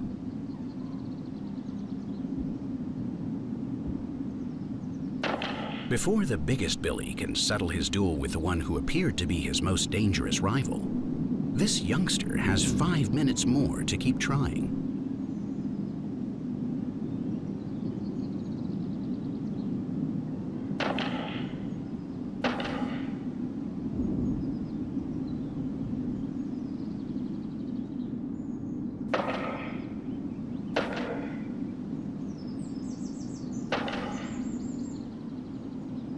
Although this female has a pretty clear idea of what she likes.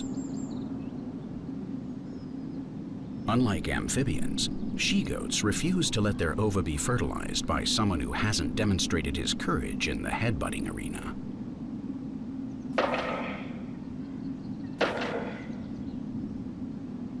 After 30 or 40 blows, any one of which could have broken a lion's neck, the dominant male expels the loser from his territory. He forces him downslope to where at this time of year only the weak and immature are found. He drives him away from the chance to reproduce, but not from his sexual desire. He soon tires of humiliating his defeated opponent and remembers that it's been a while since he checked on his harem. Does he detect the scent of infidelity in the air? When he rejoins his group of females, everything seems to be in order. But can he be sure that in the spring, all the little kids will be his? Could what we saw among toads happen to a mammal?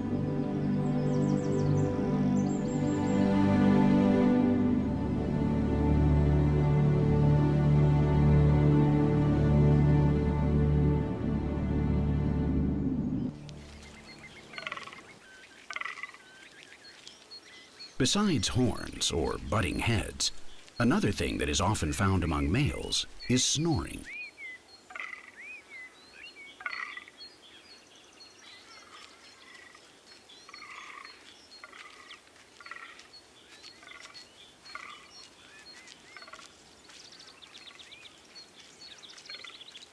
But the bellowing of the red deer is a passionate call to females.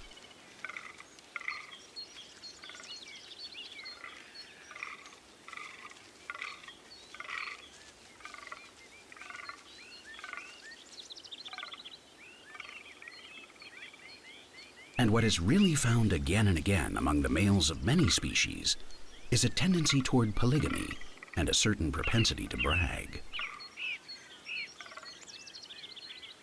Although we can't blame the male gender alone. That's the result of natural selection among millions more choices made by females, all of which have determined the character of the majority of males.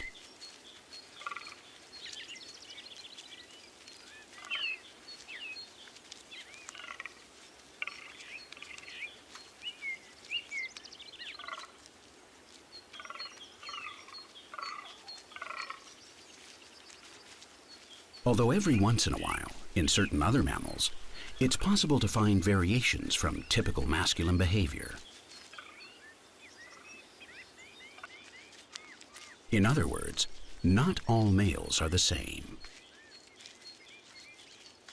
Until quite recently, for example, scientists believed that if you'd seen one fallow deer, you'd seen them all. But that's not true. Researchers have found among male fallow deer sexual attitudes and strategies that are very different from the norm. When a species displays such a variety of behavior in courtship, that's called sexual polymorphism. In general, the smaller male fallow deer, which are more agile, take advantage of their speed to approach the females when the ruler of the harem isn't looking.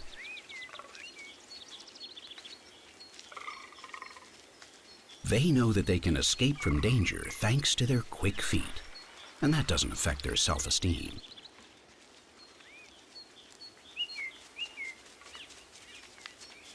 Other males forge temporary alliances and work in pairs, alternating their attacks on the harem so that they can beat the dominant male by tiring him out.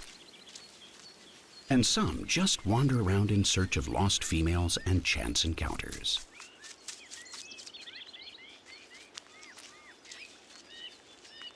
The more powerful males display what we could call the normal behavior of the species. This behavior includes the tendency to care for, protect, and maintain their own harem of females until they have all been impregnated. We could call these males harem keepers.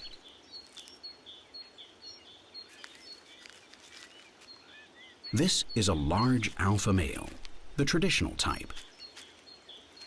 But he's exhausted. He literally can't stay on his feet. He has already impregnated all his females, except for one. He has spent several arduous days and nights fighting, copulating, and fighting again.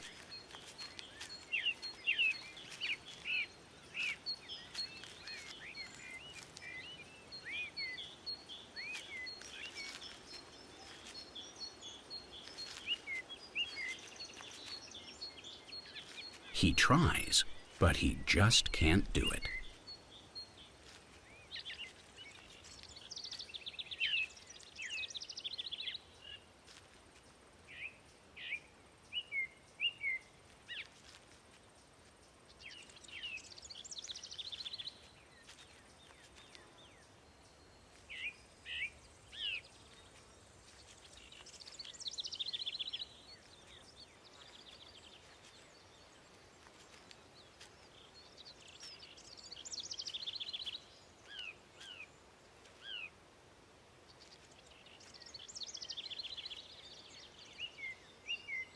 He can't quite gather enough strength.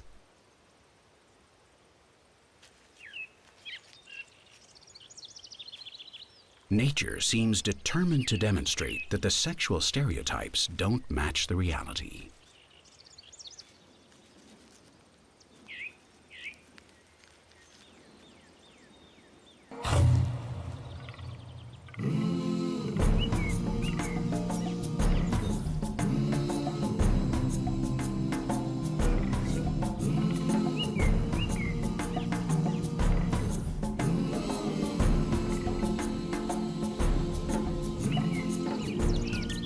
In the end, if perhaps the Iberian ibex should worry about who the father is of the kids that were born this spring, in reality, all males should be concerned about becoming fathers. We owe that to our children and to each of our species.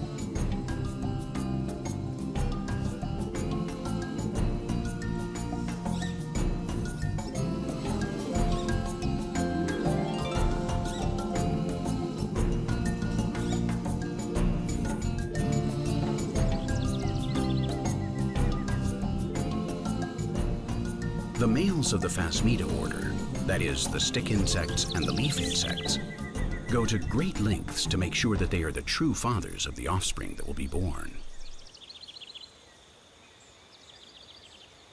Their obsession is such that they perform the longest copulation anywhere on the planet.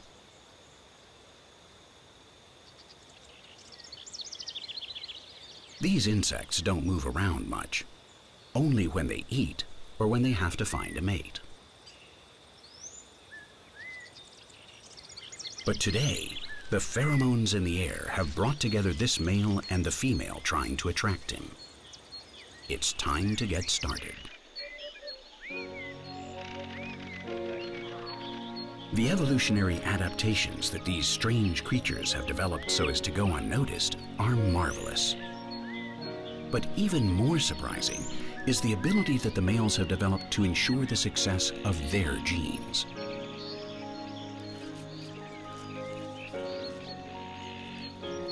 The males of many insects clean the female's vagina before mating so as to empty out any spermatozoa from a previous rival. To prevent this from happening, this order of odd insects tends to extend copulation throughout the whole pregnancy, the time the female needs to develop her eggs.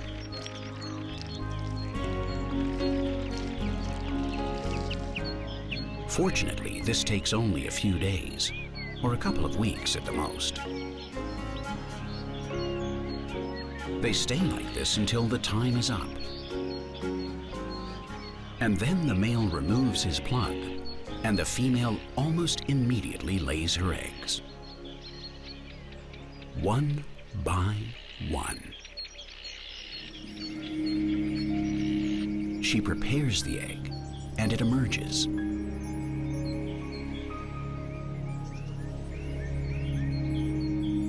But it doesn't fall yet.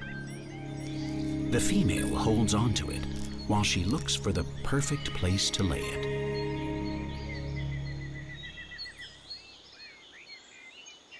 The egg is identical to the seed of the plant on which the mother lives and eats. And with a bit of luck, when it falls to the ground, some ants will take it back to their pantry and take care of it until the little insect is born.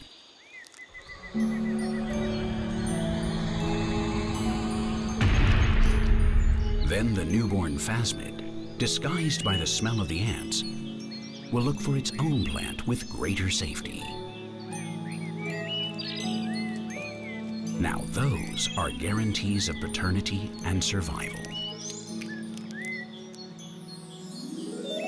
There are parthenogenetic insects.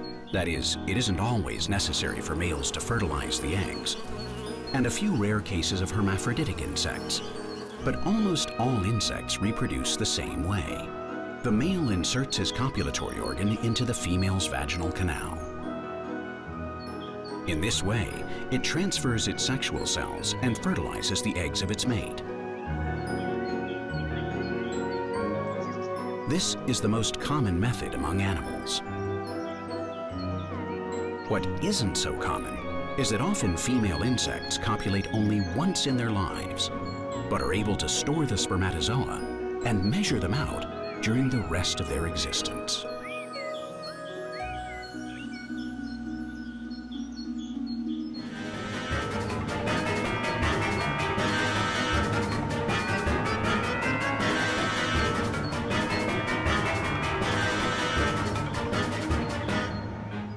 The postures to perform the sex act are varied and demonstrate great strength and balance. It's common for the female to move with the male or males that try to mount her, and she does it with the greatest of ease.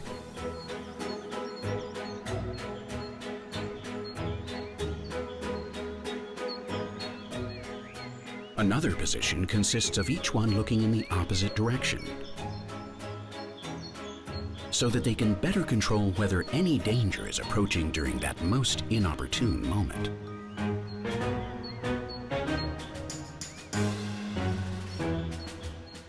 The reproductive cycles of insects are very short. They have very little time to find a mate and ensure the survival of their lineage. The language of love among insects is above all chemical. Any sort of non-chemical courtship is very rare among insects. But sometimes it's indispensable.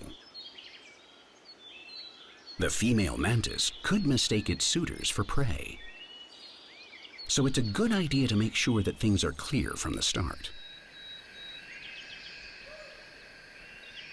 When a male mantis enters the mating period, it stops hunting and stops eating. It spends all its time looking for a mate. The females, on the other hand, are always hungry.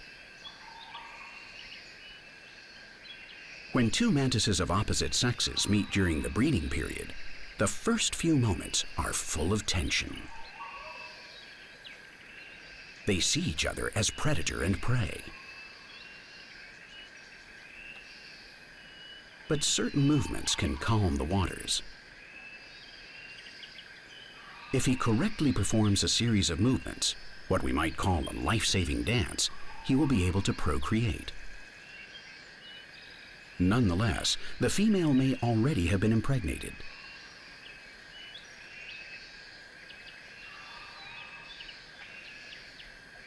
So he has to be cautious and make sure he knows what her intentions are, while at the same time convincing her that what he is doing is a romantic overture.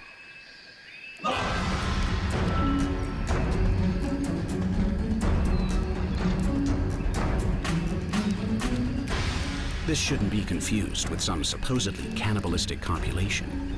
She simply has caught the male as if he were a grasshopper.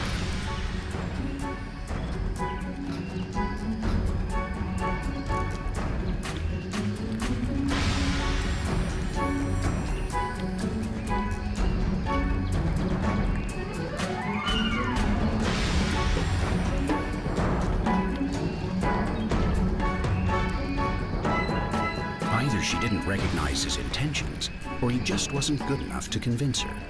And the insect world is as savage as they come. Although sexual cannibalism is very rare.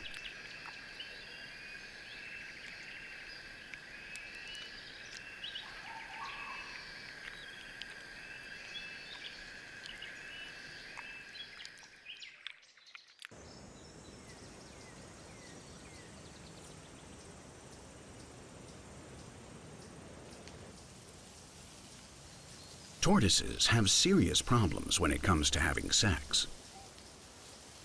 On the one hand, the rigid shells that protect them also make them one of the least flexible creatures in all creation.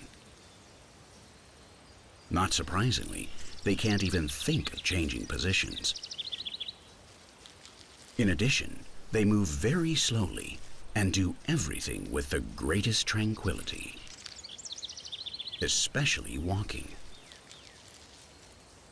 It probably takes them days or even weeks just to meet up. Their cruising speed limits them almost as much as their line of vision. Looking around at the level of the vegetation makes it even harder for them to figure out where the other tortoises are. And the habitat of the leopard tortoise is the vast flat grasslands of northern Africa. There aren't many high lookout points around here from which to survey the landscape. Everything seems to be working against them and their chances to reproduce. That's why when a male with a yearning to procreate crosses paths with a female, he follows her. Very closely. Right behind her, almost touching her.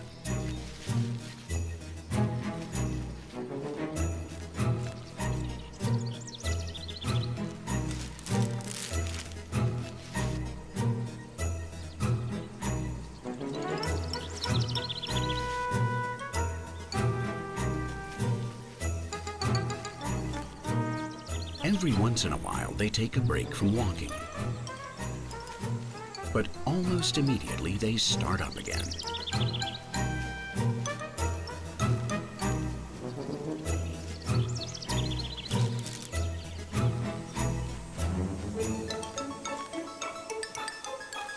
Sometimes he'll try to cut her off in what seems like an attempt on her part to run away. He walks around in front of her, trying to get her to change her mind. but it's not time yet. It was hard work finding her. His sense of smell guided him well, but luck played a part too. So he's not going to let her get away. Nevertheless, she may not be ready for sex yet. Maybe she's still a few days away from ovulating. That's no problem, because he's not going to stop chasing her, day and night.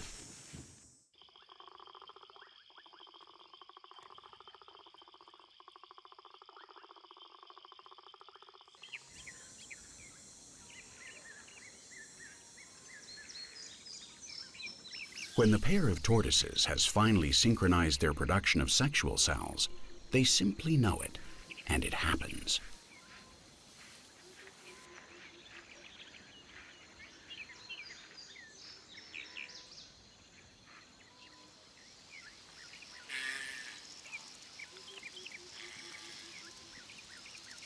For these tortoises, mating also demands a lot of effort and great balance.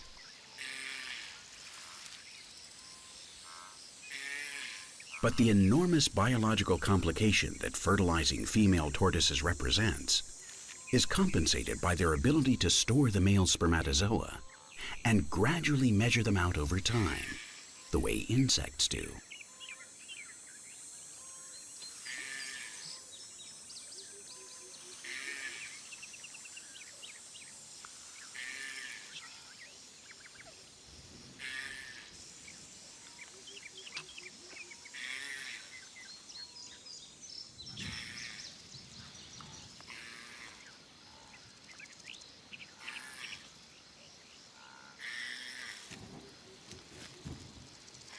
They've been chasing each other for just a few days, and now it's all over already.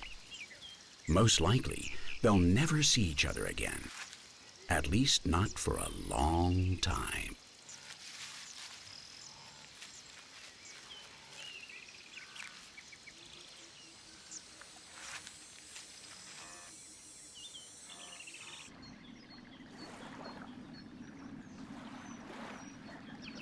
A longer-lasting love than that of insects requires greater stability.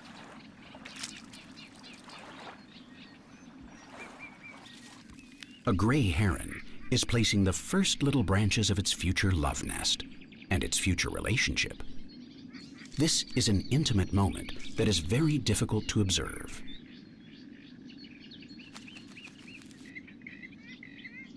With a few feminine touches, it will be perfect.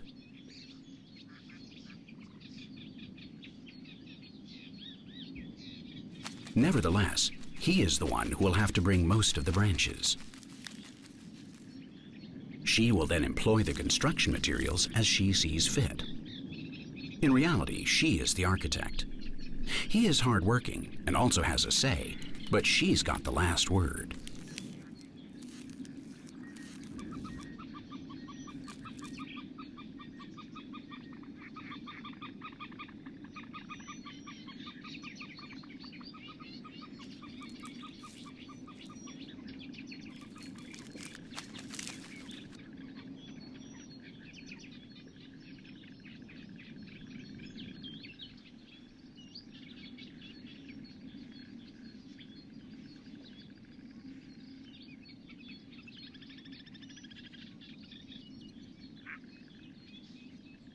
The pair of lovebirds have their first few spats, but the male immediately realizes that the more branches he brings, and the more she likes them, the more she accepts him.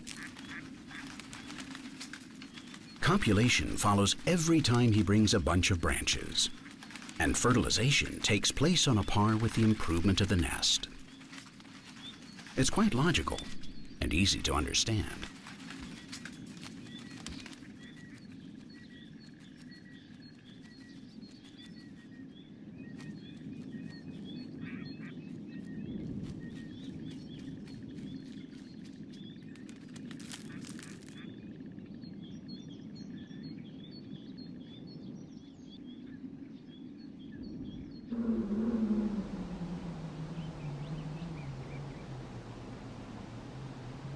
The mating rituals of some birds are only a question of the coloring of their plumage or of performing a more or less pompous and complex dance.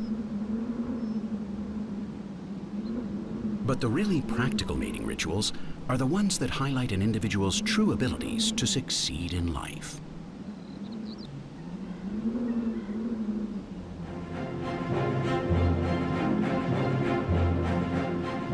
Ravens often live at the tops of the tallest mountains. Their world is cold, tough, and difficult. The wind up here is a big problem, but they've learned to play with it, even to master it.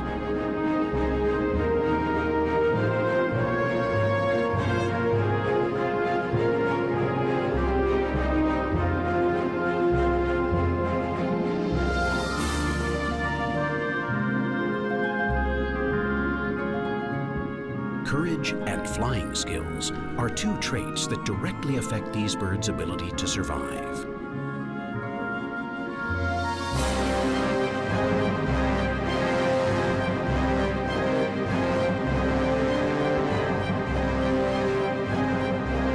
Ravens really do risk their necks with their acrobatic mating rituals. First of all, because flying loop-the-loops, hedgehopping, and flying upside down only a few centimeters from each other is dangerous. And second, because the choice they're going to make is for life.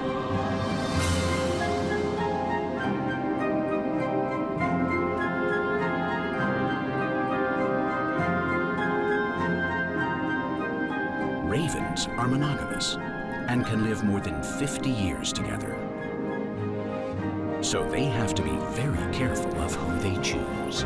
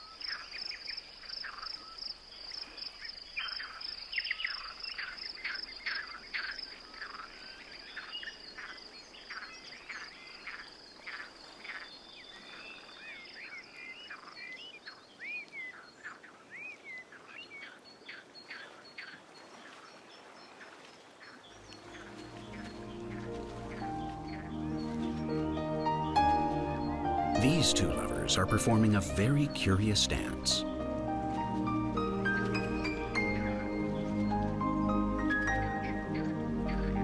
And they're not dancing just for fun.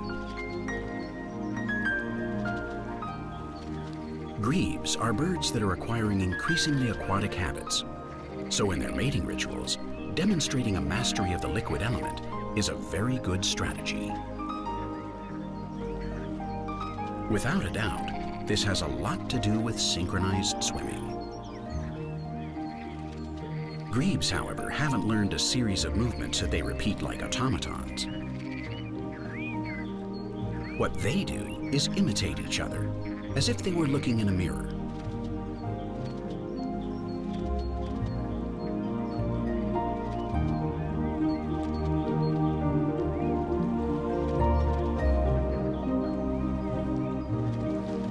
The purpose of this ritual prior to copulation is synchronization, so that they both produce their sexual cells at the same time. That way, when they copulate, they are at the peak of their fertility.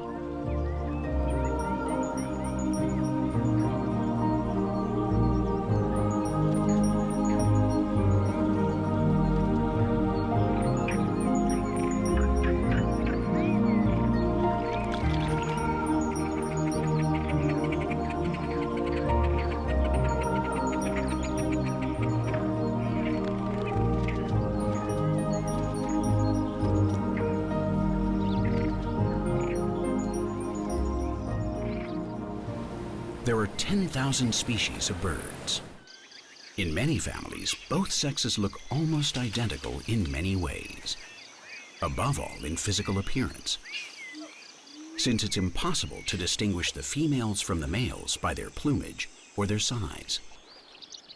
Only their behavior changes, and sometimes only in very subtle ways. But there are also families of birds in which the males are significantly more colorful and flashy than the females.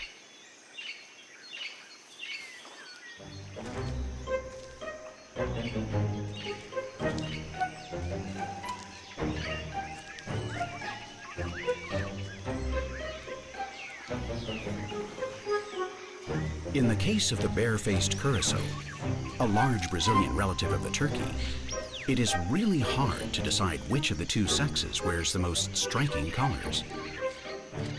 The most extraordinary thing about this species is that the female takes the lead in courtship.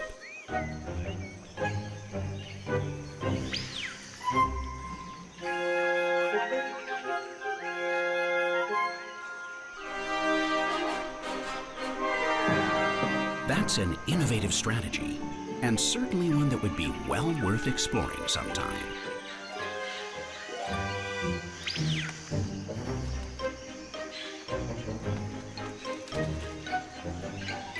What's more, these forest-dwelling birds live together all year, not just during the breeding season. These lovers are truly exceptional.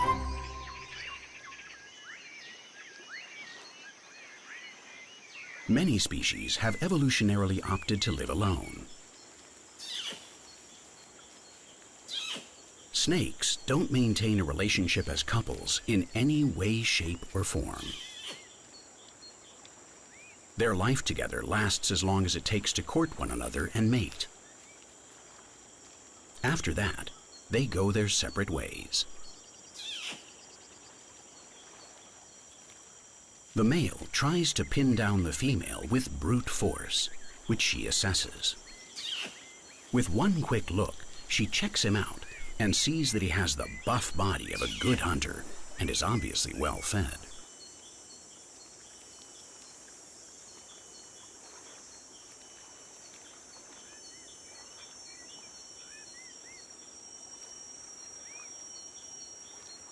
He is stronger than she is and has trapped her firmly against the ground. Okay, that's all she wanted to know about him. His children could become good snakes.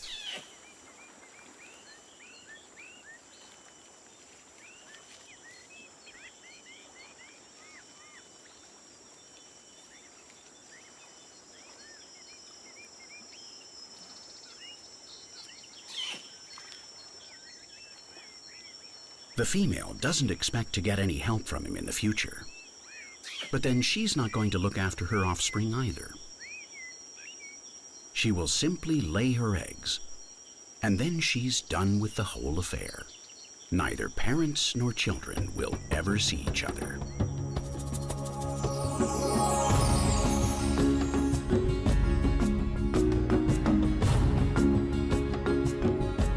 Nature explores every viable path to perpetuate itself. Bachelorhood, monogamy, polyandry or polygyny, fidelity, infidelity. Contemplating the variety in wildlife helps us to break the stereotypes. It's very human to want to judge everything according to our rules, on our scale. Boy, he's got a big one.